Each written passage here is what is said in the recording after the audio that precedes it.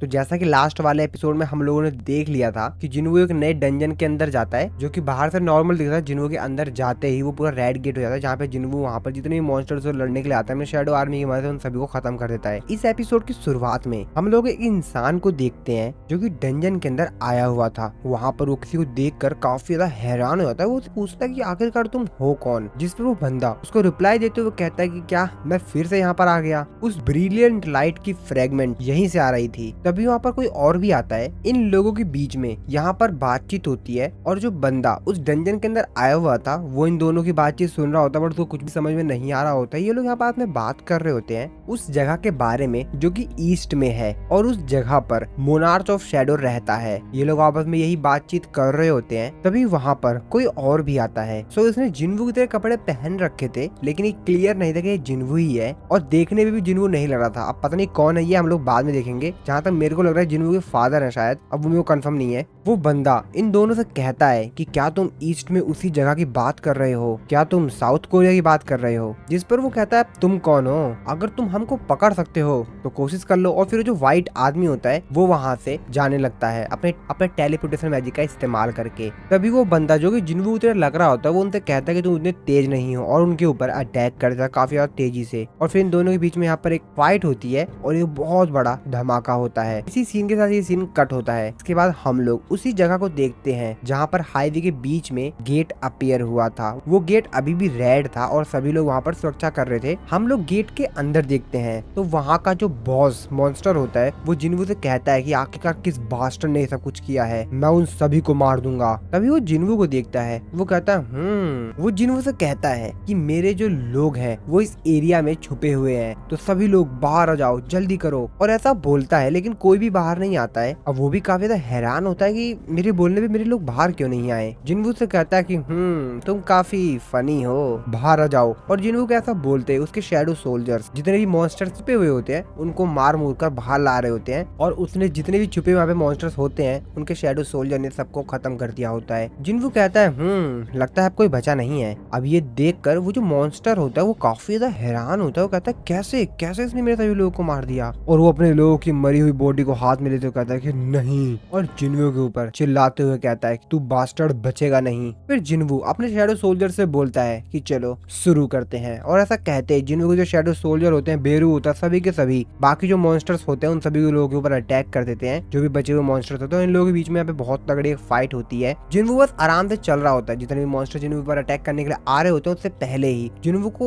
वो छू पाते हैं। उससे पहले जितने भी यहाँ पे शैडो सोल्जर्स होते हैं वो मॉन्स्टर को खत्म कर रहे होते हैं। और जिन्वू को कोई भी फिक्र नहीं होती है उसको कुछ होने वाला है क्योंकि शैडो सोल्जर्स को भी मॉन्स्टर जिन्वू को टच करे उससे पहले ही खत्म कर देते हैं। वो मॉन्स्टर बॉस जिन्वू के ऊपर चिल्लाते हुए कहता है कि बस बहुत हो गया। वो मॉन्स्टर जिन्वू के ऊपर अटैक करता है उससे पहले वहाँ पर बेरू और बाकी सभी शैडो सोल्जर्स जो होते हैं वो उसके ऊपर अटैक करते हैं तो काफी ज्यादा घायल कर देते हैं। बस वो अपने लास्ट मूवमेंट्स पे होता है। जिन्वू उससे कहता है तो चलो अब मेरे कुछ क्वेश्चंस का आंसर करो, अगर तुम मेरे साथ कोऑपरेट करोगे तो तुमको काफी कम दर्द मिलेगा। जिन्वू उससे कुछ पूछ पाता उससे पहले ही वो मर जाता है। जिन्वू कहता है कि अंत में मैं इससे कुछ भी नहीं बुलवा पाया क्योंकि सिस्टम ने फिर से इंटरफेयर किया, पर वैसे भी मुझे नहीं लगता कि ये कुछ मैटर करता है। आखिरकार अंत में समय के साथ मैं सब कुछ जान ही जाऊंगा। उसके बाद जिन्वू यहाँ पर उसी की को निकालता है जो कि उसको कर्च रैंडम लूट बॉक्स में मिली थी। तो अब जिन्वू उसको इस्तेमाल कर पाएगा क्योंकि जिन्वू का जो मैक्सिमम लेवल है वो अपने 100 लेवल पे पहुंच गया है जो कि इस की को इस्तेमाल करने की रिक्वायरमेंट्स। जिसके पास उस की जो डिटेल्स होती है वो ओपन होती है। जिन्वू को पता चलता है कि असल में ये डबल डंजन की ही है जिसमें जिन्वू सबसे पहले एपिसोड में गया था, यानी उसी टेम्पल की। जिन्वू को आगे इस की के बारे में पता चलता है कि असल में इस की मदद से जिन्वू उसी टेम्पल में एंटर कर सकता है और जिन्वू उस गेट की जो लोकेशन है वो जिन्वू को बता दी जाएगी। लेकिन कुछ समय के बाद तो यहाँ पर जो टाइम बचा हुआ था वो तो लगभग 417 घंटे, तो यानी कि जिन्वू को लगभग 417 घंटे वेट करना होगा। इसके बाद ही जिन्वू को उस गेट की लोकेशन पता चल पाएगी यानी जिन्वू इस की का इस्तेमाल करके उसी टेम्पल के अंदर वापस जा पाएगा। जिन्वू अपने आप से कहता है कि कार्टनैन टेम्पल चाबी। मैं उस जगह को कैसे भूल सकता हूँ, कभी नहीं। अगर मैं कोशिश भी करूँ तब भी मैं उस जगह को नहीं भूल सकता हूँ। Double dungeon. जिसके बाद जिन्वू को वो सारी बातें याद आने लग जाती हैं। फ्लैशबैक में चला जाता है जिन्वू, जो भी उसके साथ हुआ था उस डबल डंजन में। जिन्वू अपने आप कहता है कि सिस्टम मेरे को दोबारा बुला रहा है, फिर से वहीं पर जहाँ से ये सब कुछ शुरू हुआ था। लेकिन अब में और तब में बहुत कुछ बदल चुका है। लगता है ये सब कुछ शुरुआत से ही प्लानिंग की गई थी, जब से मेरे को ये सिस्टम मिला था तब से ही। और अगर वहाँ पर मेरा कोई इंतजार कर रहा है मेरे वापिस आने का, तो तुमको सिर्फ अभी इंतजार करना होगा। मैं आऊंगा, मैं तुम्हारे लिए जल्द आऊंगा। दूसरी तरफ हम लोग यूजिन को देखते हैं जो कि खूब मेहनत कर रहा होता है। तो एक्चुअल में जिन्वू को जो लोग भी हेट कर रहे होते हैं, यूजिन उन सभी लोगों के खिलाफ कंप्लेन रेज कर रहा होता है और कहता है कि मैं किसी को भी माफ नहीं करूंगा जो लोग भी जिन्वू के खिलाफ हेट बोल रहे हैं। और वो सभी के खिलाफ यूजिन गुस्से में कहता है अगर वो लोग मेरे सामने आकर रोएंगे, गिड़गिड़ाएंगे, तब भी मैं उन लोगों को छोड़ूंगा नहीं। उनकी हिम्मत कैसे हो गई। और वो ये सब कुछ काफी ज्यादा देर से कर रहा होता है, इसलिए काफी ज्यादा गया होता, कहता है यार आज तो मैं काफी ज्यादा थक गया हूँ। तभी वहाँ पर जिन्वू आ जाता है अपने शैडो एक्सचेंज स्किल का इस्तेमाल करके। वो यूजिन से कहता है कि शुक्रिया यूजिन, इतना तुम हार्ड वर्क कर रहे हो मेरे लिए। यूजिन कहता है हाँ हाँ सर। यूजिन अपने मन में सोचते हुए कहता है कि ये हमेशा जब मर्जी यहाँ से डिसअपीयर हो जाते हैं और जब मर्जी कहीं से भी आ जाते हैं। जिन्वू से पूछता है वैसे सब कुछ ठीक तो है ना। यूजिन कहता है हाँ सर सब कुछ ठीक है, पर आप इतने अजीब से क्यों दिख रहे हैं। जिन्वू उसको बताता है कि मैं डायरेक्टली गेट से आया हूँ और तुमने कहा था कि हमको थोड़े बहुत पैसों की जरूरत है गिल्ड को स्टार्ट करने के लिए, है ना, ये लो। यूजिन देख के काफी ज्यादा हैरान होता है। वो कहता है इतने सारे प्रीमियम एसेंशियल स्टोन, क्या आपने कोई हाई रैंक की गेट क्लियर किया है क्या सर? ये तो हमारे एम्प्लॉय के लिए काफी होगा। जिन्वू कहता है एम्प्लॉय?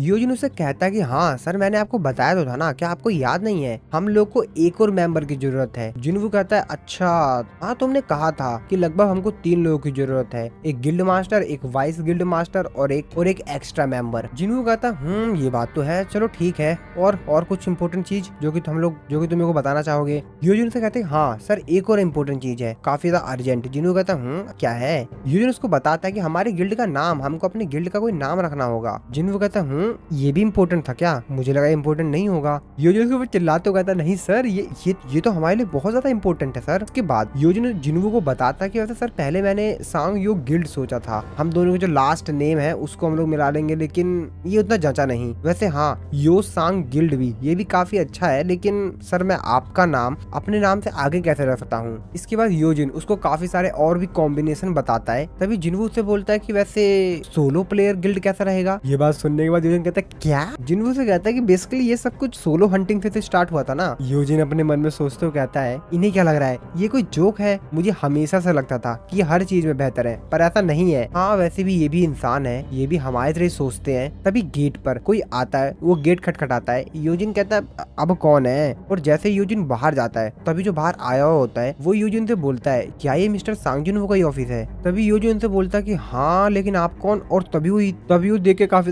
हैरान होता है, कहता है मिस चाइन आप? तो एक्चुअल में यहाँ पर मिस चाइन आई हुई होती है। वो भी कहता है मिस चाइन आप यहाँ पर क्या करने आई हैं? मिस चाइन उसे कहती हैं कि वैसे मैं यहाँ पर तुम्हारा गिल्ड ज्वाइन करने के लिए आई हूँ। जिसके बाद ये लोग आपस में बात करने लग जाते हैं। फिर से जिन्वू मिस चाइन से पूछता है कि मैं आपसे दोबारा पूछना चाहूंगा, वैसे आप यहाँ पर क्या करने के लिए आई हैं? मिस चाइन उससे बोलती हैं क्या तुमने सुना नहीं जो मैंने बोला था अभी? मैं तुम्हारा गिल्ड ज्वाइन करना चाहती हूँ। ये बात सुन के जिन्वू भी थोड़ा सा कंफ्यूज होता है। वो अपने मन में सोचते हुए कहता है कि मैं काफी ज्यादा कंफ्यूज हो रहा हूँ, आखिरकार यहाँ पर चल क्या रहा है? जिन्वू मिस चाइन से पूछता है कि वैसे क्या आपको मिस्टर गो ने भेजा है ये सब करने के लिए? मिस चाइन उसको मना कर देती है। वो कहते हैं कि वो मुझे क्यों भेजेंगे? जिसके बाद जिन्वू से पूछता है कि क्या आपको मिस्टर चोई ने अपने हंटर गिल्ड से निकाल दिया है? मिस चाइन कहते हैं अरे नहीं। जिन्वू पूछता है कि फिर आप क्यों ज्वाइन करना चाहती हैं हमारे सोलो प्लेयर गिल्ड को? जिन्वू के गिल्ड का नाम सुनकर मिस चाइन कहते हैं क्या तुम्हारे गिल्ड का नाम सोलो प्लेयर गिल्ड है? जिन्वू कहता है कि हाँ क्यों, इस नाम में कोई प्रॉब्लम है क्या? वाइस गिल्ड मास्टर और मैंने, हम दोनों ने मिलकर इस नाम को सहमति दी है। यूजिन जिन्वू को चिल्लाते हुए कहता है कि क्या seriously sir, solo player guild और मैंने इस नाम को कहाँ कर दिया? और वैसे भी मेरा ओपिनियन आपके लिए कोई मैटर भी करता है? अब ये बात सुनकर जिन्वू भी काफी ज्यादा हैरान होता हुआ कहता है अब ये क्या बोल रहा है? जिन्वू से बोलता है कि तुमने कुछ नहीं बोला जब मैंने बोला कि सोलो प्लेयर गिल्ड, तो मुझे लगा कि तुमने हाँ कर दी है। जिन्वू अपने मन में सोच रहा होता है कि एक मिनट, मेरे को सबसे पहले इस सिचुएशन में शांत रहना होगा, क्योंकि मैं अपने सेंस स्टेट्स का इस्तेमाल करके पता लगा सकता हूँ यहाँ पर भाई बहुत ज्यादा कंफ्यूजन हो रही है। रुको, मेरे को यहाँ पर शांत रहना होगा। वो मिस चाइन की तरफ देख रहा होता है। उनकी तरफ देखते हुए जिन्वू अपने मन में सोचते हुए कहता है कि इनकी जो हार्ट बीट है वो भी काफी ज्यादा तेजी से धड़क रही है और ये काफी गहरी सांस ले रही हैं और ये पूरी कोशिश कर रही हैं कि ये शांत रहें। लेकिन मैं बेवकूफ नहीं हूँ, मैं अपने सेंस स्टेट्स का इस्तेमाल इस्तेमाल कर सकता हूँ। और आखिरकार क्यों ये मेरे गिल्ड को ज्वाइन करना चाहती हैं। जिसके बाद जिनवू मिस चाइन से कहता है कि मिस चाइन, जहाँ तक मैं जानता हूँ आपको एक हंटर के तौर पर अवेक्ड हुए 2 साल भी नहीं हुए हैं, और मैं इतना तो कंफर्म हूँ कि आपने हंटर गिल्ड के साथ कोई कॉन्ट्रैक्ट साइन जरूर किया होगा, और वो कॉन्ट्रैक्ट अभी तक खत्म भी नहीं हुआ होगा। जिस पे मिस चाइन जिनवू को बताती है कि मेरे पास कॉन्ट्रैक्ट को ब्रेक करने पे जो भी पेनल्टी लगती है, मेरे पास इतने पैसे हैं कि मैं उनकी पेनल्टी को पे कर सकूं। वो अपने मन में सोचते हो कहता है कि ये पेनल्टी भी पे करना चाहती हैं, आखिरकार मेरे गिल्ड में ऐसी क्या बात है। जिसके बाद जिनवू मिस चाइन से बोलता है कि वैसे मैं आपको एक चीज बता दूं कि हमारे गिल्ड के पास एडवांस पे करने के लिए पैसे नहीं है अभी। मिस चाइन कहते हैं कि कोई फर्क नहीं पड़ता है, मेरे को एडवांस चाहिए भी नहीं। जिसपे जिनवू मिस चाइन से पूछता है कि आखिरकार आप हमारे गिल्ड को ज्वाइन ही क्यों करना चाहती हैं, आपको हमारा गिल्ड ज्वाइन करके कुछ भी नहीं मिलेगा। मिस चाइन अपने मन में सोचते हुए कहते हैं कि आखिरकार मैं इसको किस तरीके से एक्सप्लेन करूं जिस इसको लगेगा कि मैं क्रेजी हूँ, मेरे को इसको सच नहीं बताना चाहिए, क्या मेरे को इसको सच बता देना चाहिए। जिसके बाद मिस चाइन अपने मन में सोच रही होती हैं। तो ये सब कुछ स्टार्ट हुआ था फर्स्ट टाइम जब मिस चाइन और जिनवू आपस में मिले थे पहली बार, जब जिनवू एज अ वर्कर गया था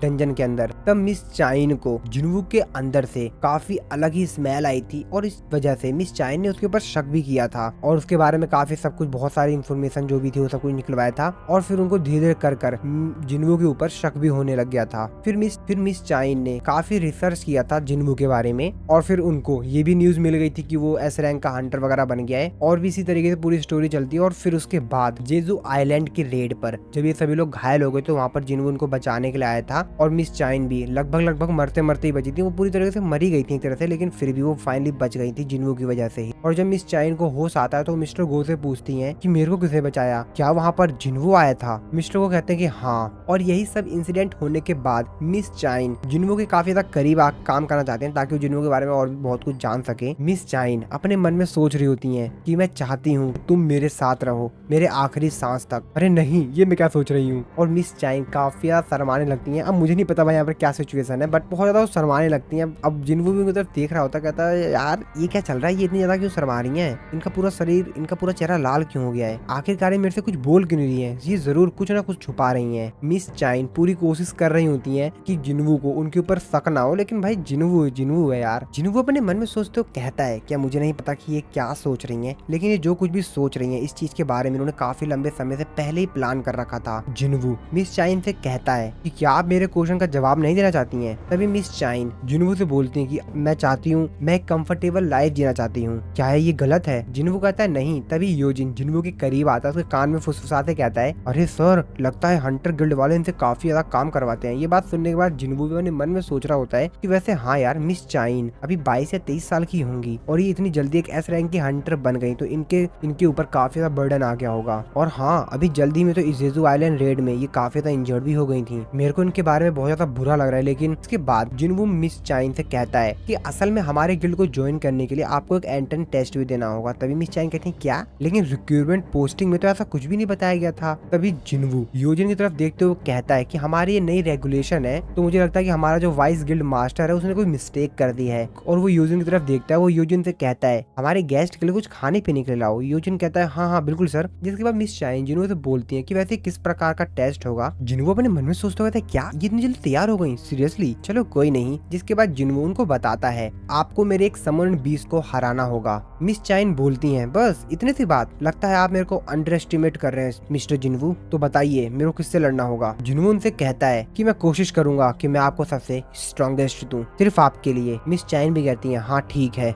मिस चाइन जिनवू से पूछते हैं कि वैसे टेस्ट कब होगा। जिनवू कहता है कि चलिए अभी शुरू करते हैं। तो हंटर एसोसिएशन का जिम्नेजियम कैसी जगह रहेगी, चलिए हम वहाँ पर इस टेस्ट को करते हैं। जिनवू अपने मन में सोचते कहता है कि जिम्नेजियम में टेस्ट करना काफी अच्छा है, लेकिन यार वो काफी ज्यादा दूर नहीं है। पर हाँ, शायद मैं इसे टेस्ट कर सकता हूँ कि मेरी जो शैडो एक्सचेंज स्किल है क्या वो दूसरे इंसान के साथ काम करती है। ये मेरे लिए काफी बेहतरीन अपॉर्चुनिटी है। जिनवू मिस चाइन से कहता है कि हम लोग इस तरीके से नहीं जाएंगे। मिस चाइन कहते हैं तो फिर किस तरीके से। जिनवू उनको कहता है कि आप थोड़ा सा मेरे करीब आइए। जिनवू उनको अपने को थोड़ा सा करीब लाता है, थोड़ा क्या काफी ज्यादा करीब ले आता है। मिस चाइन भी शर्माने लगती हैं और फिर जिनवू अपने शैडो एक्सचेंज स्किल का इस्तेमाल करके वहाँ से टेलीपोर्ट हो जाता है हंटर एसोसिएशन के जिम्नेजियम में। योजिन भी जिनवू के गेस्ट के लिए यानी मिस चाइन के लिए खाने पीने का सामान लेकर आ गया होता है। जैसे वो एंटर करता है वो कहता है अब ये लोग कहाँ गए, और उसके सामने जिनवू का एक शैडो सोल्जर होता है जिसको देखकर वो काफी ज्यादा हैरान होता है। और जिन्हों जो शैडो सोल्जर होता है वो जो खाना लेकर आया था योजिन, मिस चाइन और जिन्वू के लिए, वो इसको खा लेता है। ये देखकर योजिन तो और भी ज्यादा डर जाता है। दूसरे तो हम लोग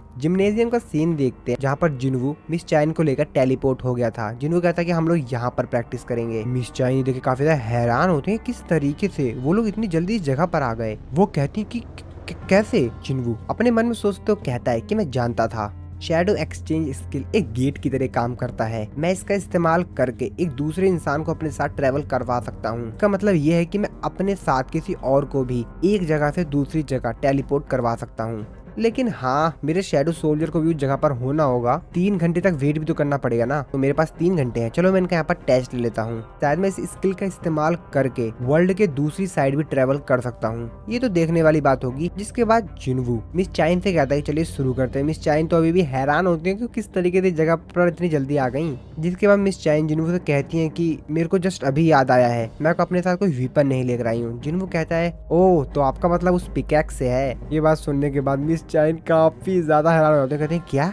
अरे नहीं नहीं नहीं, नहीं वो मेरा वीपन नहीं है। जिन्वू कहता है अरे मैं सिर्फ मजाक कर रहा था, सीरियस मत होइए। मिस चाइन कहते हैं हाँ चलो फिर ठीक है, कोई नहीं। सामने एक स्टोरेज रूम है, वहाँ से मैं वीपन को बोरो कर लेती हूँ। स्टोर रूम के अंदर जाकर वहाँ पे एक वीपन को सिलेक्ट करती हैं। वहाँ पर वैसे काफी सारे वीपन होते हैं जी, मैं वो हंटर्स के लिए, तो यहाँ पर काफी सारे वीपन अवेलेबल होते हैं उनके लिए, और इसीलिए मिस चाइन उनमें से एक स्वॉर्ड पिकअप कर लेती है। मिस चाइन जिन्वू से कहती है कि मैं तैयार हूँ। जिन्वू उनसे कहता है कि ये वीपन क्या आप इसके साथ सही रहेंगी? और मेरे को नहीं लगता कि आपको स्वॉर्ड इस्तेमाल करने का टाइम भी मिलेगा। मिस चाइन कहती है कि इससे कुछ भी फर्क नहीं पड़ता कि मैं कौन सा वीपन इस्तेमाल करती हूँ। और आखिरकार मैजिक बीस्ट को कोई भी फर्क नहीं पड़ता कि आप फुल्ली प्रिपेयर्ड है बैटल के लिए या नहीं, वो तो आपके ऊपर अटैक ही कर देंगे। जिन्हों अपने मन में सोचते हो कहता है कि बिल्कुल सही। इनकी इच्छा शक्ति ने ये प्रूफ कर दिया है कि इनमें काबिलियत तो है, लेकिन फिर भी मैं अपने किसी ऑर्डिनरी सोल्जर को ही समन करूंगा। तो चलो ठीक है, मैं इग्रीस को समन करता हूँ। इसके बाद जिन्वू इग्रीस को समन करता है। जिन्वू मिस चाइन से कहता है कि ये मेरा सबसे बेस्ट स्वॉर्ड मैन है मेरी शैडो सोल्जर आर्मी में। मिस चाइन जिन्वू से कहते हैं कि वैसे हम लोग विनर को किस तरीके से डिसाइड करेंगे। जिस पर जिन्वू उनको कहता है कि फाइट तब तक चलती रहेगी और फाइट तब तक खत्म नहीं होगी जब तक कि आप मेरे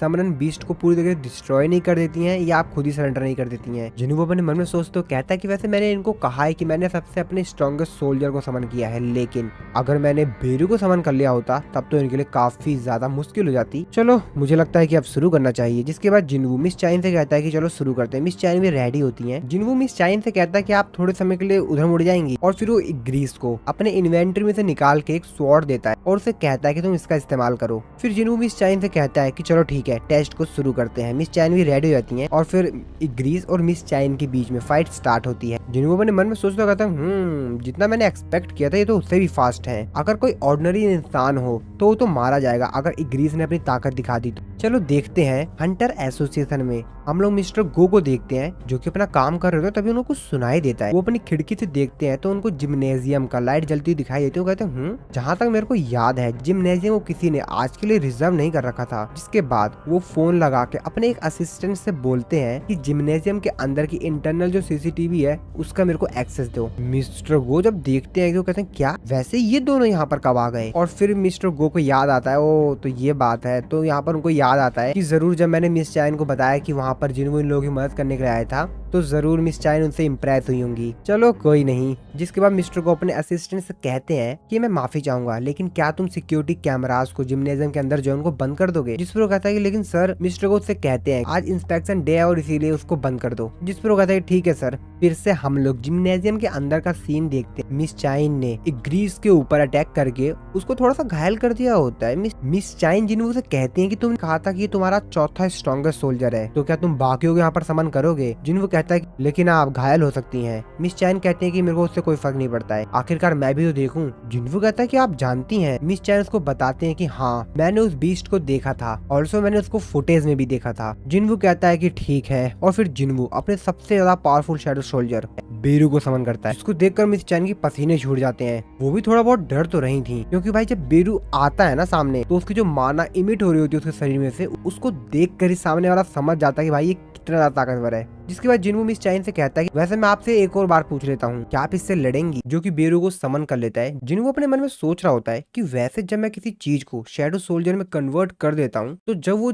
चीज जिंदा थी यानी अलाइव थी, उसकी तुलना में वो थोड़ा सा कमजोर हो जाता है। लेकिन इसके बावजूद भी बेरू को तो बनाया इस पर्पस से था कि वो हंटर्स को खत्म करे, और इसी वजह से ये एक वीपन की तरह पैदा हुआ जिसका काम ही है हंटर्स को मारना। तो ये उतना ज्यादा कमजोर भी नहीं है, और अगर ये अपनी ताकत लगाकर मिस चाइन के खिलाफ जाता है तो मिस चाइन के जीतने के चांस बहुत ही ज्यादा। जिनवुड का कुछ बोल पाता तभी बेरू बीच में बोलता है, और वो बोलता है कि मेरे आका, मेरे को इस इंसान के साथ क्या करना है। जिनवुड उसको कहता है कि तुमको इसको हराना है, लेकिन एक बात का याद रखना कि उनको किसी भी प्रकार से चोट नहीं लगनी चाहिए। बेरू जिनवुड से कहता है कि जैसे आपकी इच्छा मेरे आका। बेरू काफी ज्यादा तेजी से चिल्लाता है, और वो इतनी ज्यादा तेजी से चिल्लाता है कि उसकी आवाज से ही जिम्नेजियम के अंदर जितनी भी लाइट्स लगी होती हैं पूरी पूरी क्रैक हो जाती हैं, और आसपास और भी काफी चीजें टूट जाती हैं, जिसको देखकर मिस चाइन काफी ज्यादा हैरान होती हैं। मिस चाइन अपने मन में सोच रही होती है, ओह तो ये वही है जिसके खिलाफ जिन्वू लड़ा था। ये तो बहुत ज्यादा ताकतवर है, कि उससे दूर रहना, और अगर तुमने उनको नुकसान पहुंचाने की कोशिश करी तो ये तुम्हारे लिए बिल्कुल भी अच्छा नहीं होगा। बेरू कहता है कि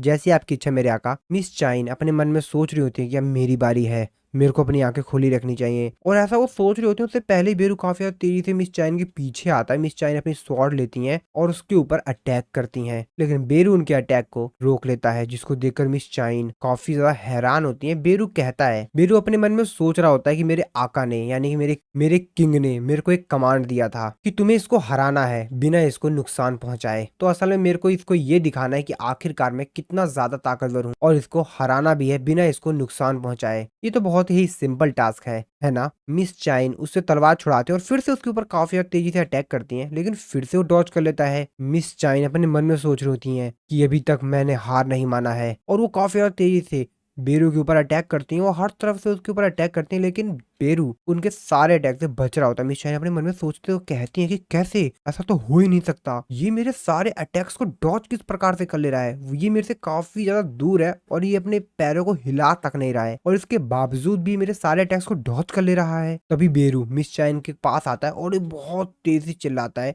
और मिस चाइन उसकी आवाज से ही पीछे हो जाती है। जिनवू जो कि दूर खड़ा होकर ये सब कुछ देख रहा होता है, वो अपने मन में सोचते हुए कहता है कि ऐसा लगता है कि सब कुछ डिसाइड हो चुका है। जिसके बाद वो मिस चाइन से कहता है कि आप सेटिस्फाई तो है ना, या आपको अभी और भी लड़ना है। लेकिन मिस चाइन कहती है कि नहीं, अभी मेरे को और लड़ना है, मेरे अंदर अभी भी ताकत है कि मैं इससे लड़ सकूं।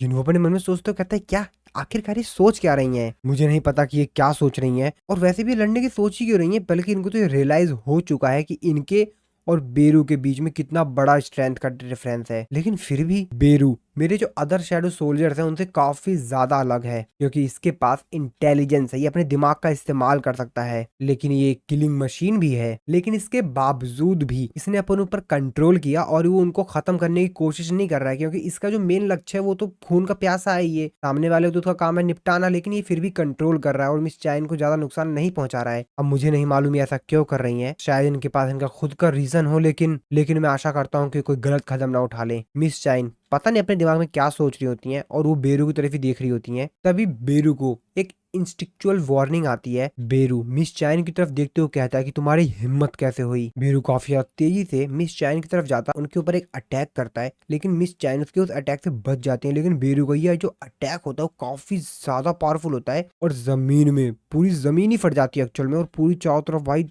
तहस नहस हो जाती है पूरी जमीन जहां पर बेरू का हाथ पड़ता है। अभी देखकर मिस चाइन थोड़ा सा घबराती हैं, और बेरू फिर से गुस्से में मिस चाइन की तरफ देखती हैं। जिसके बाद मिस चाइन सोच रही होती है कि मैं अपने शॉर्ट डांस स्किल का इस्तेमाल करूंगी। मिस चाइन अपने दिमाग में सोच रही होती हैं कि मेरे पास सिर्फ एक ही चांस है, मेरे को एक ही चांस में इसके ऊपर अटैक करना होगा, क्योंकि मेरे पास इतनी माना नहीं है, और इसी वजह से मैं इस स्किल का सिर्फ एक ही बार इस्तेमाल कर सकती हूँ। हाँ, मुझे इस स्किल का इस्तेमाल करना पड़ेगा। और वो बेरू के ऊपर काफी ज्यादा तेजी से अपनी स्वॉर्ड चलाती हैं, और वो यहाँ पर स्वॉर्ड ऑफ स्लाइड का इस्तेमाल करती हैं और बेरू के ऊपर अटैक कर देती हैं। जिन्वू दूर खड़ा है सब कुछ देखकर काफी ज्यादा हैरान होता है, कहता नहीं। लेकिन तभी मिस चाइन जैसे ही बेरू के शरीर में उनकी स्वॉर्ड टच होती है, बेरू के माइंड में कुछ चीज एक्टिवेट हो जाती है, और जिन्वू ने जो उसको कमांड दिया था वो उसको ना मानते हुए अपनी जो क्वीन थी जिसने उसको जन्म दिया था उसका कमांड मारने लग जाता है। तो एक्चुअल में उसका जो कमांड था वो ये था कि एक बात तुम याद रखना और ये कमांड कभी मत भूलना, तुम्हें कोई नहीं रोक सकता, तुम ही सबसे ज्यादा पावरफुल हो, अपने एनिमी को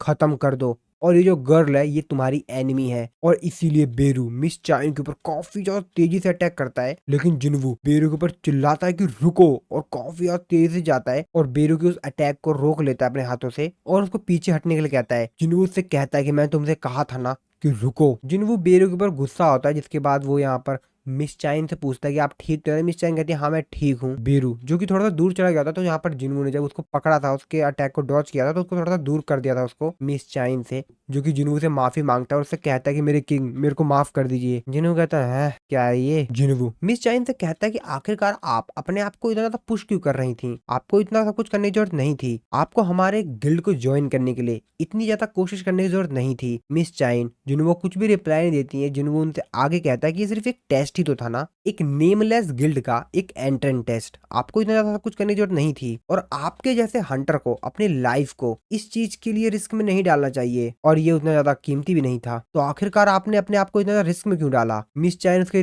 कुछ भी रिप्लाई नहीं दे रही होती है। जिनवू से कहता है कि अरे आप कुछ बोलेंगी, कुछ बताएंगी। जिनवू अपने मन में सोच रहा था कि भाई क्या सोच रही है आखिरकार, और जिनवू बेचारा खुद ही बोल देता है कि क्या आप मेरे में इंटरेस्टेड हैं। मिस चाइन उसके उस बात का भी कोई रिप्लाई नहीं देती हैं। तभी वो कहते हैं कि क्या क्या। जिन्हों भी सोच रहा था कि यार मैंने क्या कह दिया, पर मुझे ऐसा कुछ लगा तो मैंने बोल दिया यार। मिस चैन भी कहती हाँ हाँ मेरे को भी ऐसे लगता है, और वो काफी ज्यादा शर्मा रही होती हैं। इसके बाद अगले सीन में माइकल और मिसिस सेलनर को देखते हैं। मिस्टर ब्रेनोन माफी मांग रहे होते हैं। वो उनसे कहता है कि मैंने तुम लोगों को यहाँ पर माफी मांगने के लिए नहीं बुलाया है, मुझे बताओगे कि आखिरकार हुआ क्या है। माइकल उनको बताता है जैसा कि मिस सेलनर ने ऑब्जर्वेशन किया था और उन्होंने बताया है कि एक्चुअल में जो सांग जिन वू है वो एक किंग है। उसकी बात ये सुनकर कहते कि क्या सांग जिन वू। उनमें से उन लोगों की ये बात सुनकर मिस्टर ब्रेनेन कहते हैं तो मिसेस सेलनर ये कहना चाह रही हैं असल में जो सांग जिन वू है वो एक नेशनल लेवल हंटर जितना पावरफुल है। मिसिस सेलनर उनसे कहते हैं कि हाँ मेरे को ऐसा लगता है, मैं आपको एक्सप्लेन करती हूँ एक्चुअल में। तो जैसा कि जितने भी लोग अवेक्ड होते हैं उनकी जो एक्चुअल में पावर होती है वो एक दूसरे साइड से आती है, जिसको कि हम लोग कहते हैं द अदर साइड, और उन दोनों पार्टीज के बीच में जो कनेक्शन होता है उस कनेक्शन को मैं सेंस कर पाती हूँ। वैसे जो दूसरी साइड से फोर्स आती है वो काफी ज्यादा इंटेंस होती है, लेकिन जो कुछ अवेक्ड लोग होते हैं उनमें से ब्लाइंडिंग लाइट आती है, और यूजुअली मैं उन टाइप्स के लोगों को किंग कहती हूँ। लेकिन इस केस में यानी जिन्हू के केस में मेरे को ऐसा कोई कनेक्शन दिखाई नहीं दिया। और दूसरी बात, जब मैंने उसकी आंखों में देखा तो उसकी जो अंदर डार्कनेस थी वो मुझे उल्टा ही देखने लग गई, और वो ऐसा बताते हुए काफी ज्यादा डर रही होती हैं। वो आगे बताती हैं कि वो अपने आप में ही डार्कनेस है। वो कहते हैं कि क्या डार्कनेस, तो आप ये कहना चाहती हैं कि जिन्वू एक एविल है। वो कहती है अरे नहीं नहीं मैंने ऐसा कुछ कहने की कोशिश नहीं की है, इससे कोई भी फर्क नहीं पड़ता कि वो एक अच्छा इंसान है या बेकार इंसान है, मैं सिर्फ आपको उसकी पावर के बारे में बता रही हूँ, उसकी पावर क्या है उसके बारे में सिर्फ। जिन्वू अपनी ताकत को एक दूसरी जगह से ही लेता है, जैसे बाकी सभी जो लोग होते हैं वो अपनी पावर्स को कहीं और से लेते हैं, उनके बीच में कनेक्शन होता है, लेकिन उसकी स्ट्रेंथ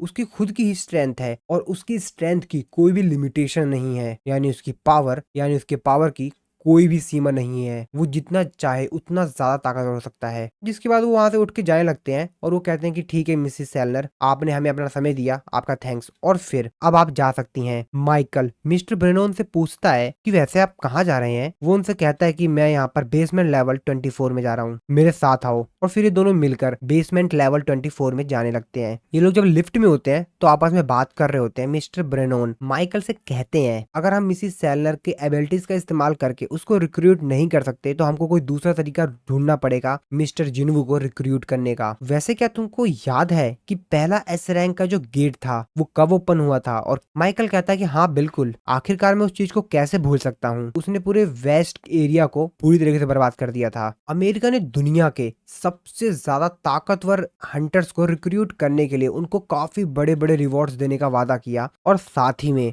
और उन लोगों को एक अथॉरिटी भी दी, और वो अथॉरिटी एक नेशन जितनी पावरफुल थी, और उसी से जन्म होता है नेशनल लेवल हंटर के टाइटल का। इसके बाद हम लोगों को बैक स्टोरी बताई जाती है। तो एक्चुअल में जो एक ड्रैगन था जिसका नाम था कैमिश, जो कि बहुत ही ज्यादा ताकतवर था, वो इतना ज्यादा ताकतवर था कि वो अकेला ही टॉप रैंक्स के जो हंटर्स थे, हजारों टॉप रैंक के हंटर्स, उनको संभाल सकता था। फिर से स्टोरी प्रेजेंट में आती है जहां पर माइकल और मिस्टर ब्रेनोन आपस में बात करते हुए उसी जगह पर जा रहे होते हैं और फिर थोड़ी देर बाद ये लोग उस जगह पर पहुंच जाते हैं। मिस्टर ब्रेनोन वो उसको एक र्यून स्टोन दिखाते हैं जो कि उन लोगों को कैमिश की कॉर्प्स से मिली थी। मिस्टर ब्रेनोन कहते हैं कि उस बात को 8 साल बीत गए हैं और अभी भी एक मेज क्लास को नेशनल लेवल हंटर होना बाकी है और ये र्यून स्टोन अभी भी अपने सही ऑनर का इंतजार कर रहा है इस बेसमेंट के अंदर। कैमिश ने एक बार और इस ब्यूटीफुल कंट्री को वैल्यूएबल गिफ्ट दिया है। इसके बाद हम लोग कैमिश की जो डेथ बॉडी होती है उसको देखते हैं जो कि बहुत ज्यादा बड़ी होती है। एक्चुअल में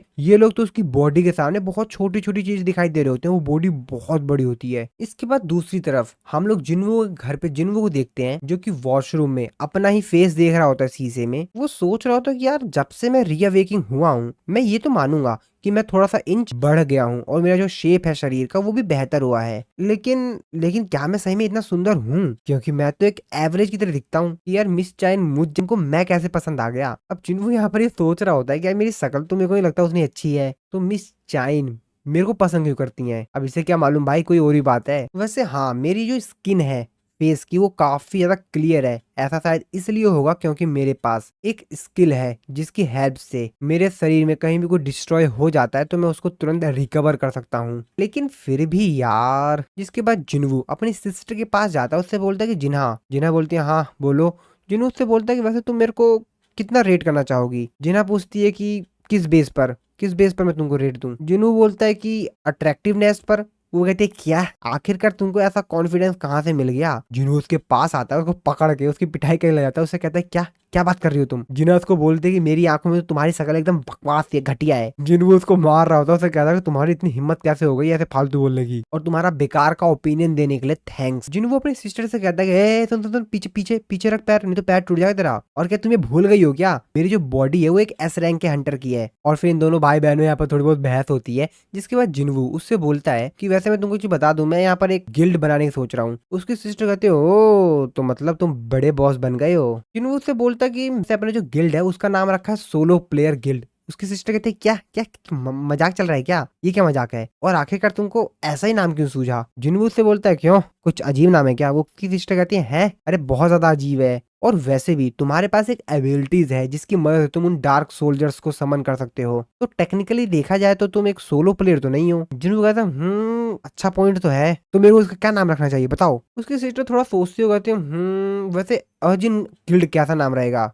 वो कहता है अब इसका क्या मतलब है? इसकी सिस्टर उसको बताती है कि चाइनीज में मीन्स होता है आई और जिन का मीन्स होता है टू गो फॉरवर्ड, मुझे आगे जाना है। और वैसे भी ये नाम मैंने इसलिए चुना क्योंकि पहले मेरा नाम यही था। क्यों, तुमको ये नाम अच्छा ही लगा क्या? इसमें कुछ बुरा है क्या? जिन्वू कहता उतना बेकार भी नहीं है। इसके बाद दूसरी तरफ हम लोग मिस चाइन को देखते हैं जो कि बेचारी सो ही नहीं पा रही होती है। अब आप लोगों को तो मालूम है भाई क्यों नहीं सो पा रही थी। उनको बार बार जिन्हों को एक ख्याल आ रहा होता है। वो कहती हैं अरे यार मैं बार बार इसके बारे में क्यों सोच रही हूँ, मैं कितना ज्यादा सोच रही हूँ। तो बेसिकली मैंने उससे बोल दिया कि मैं उसे पसंद करती हूँ, और वो बार बार जिन्हों के उसी बात के बारे में सोच रही होती हूँ। कहते नहीं नहीं, शायद मैं क्रेजी हो गई हूँ, लेकिन नहीं, उसने मेरी जान बचाई थी। ऑफ कोर्स मैं उसे पसंद करती हूँ। हाँ ये बात सही है। अरे नहीं यार, क्या मैं मजाक कर रही हूँ? सब कुछ सही नहीं है, कुछ भी सही नहीं है। लेकिन वैसे देखा जाए तो वैसे मेरे को मिन ब्यूंग की हीलिंग एबिलिटीज की वजह से मैं सर्वाइव हुई थी, वहां बच पाई थी। तभी उनके दिमाग में उनको एक ख्याल आता है जहां पर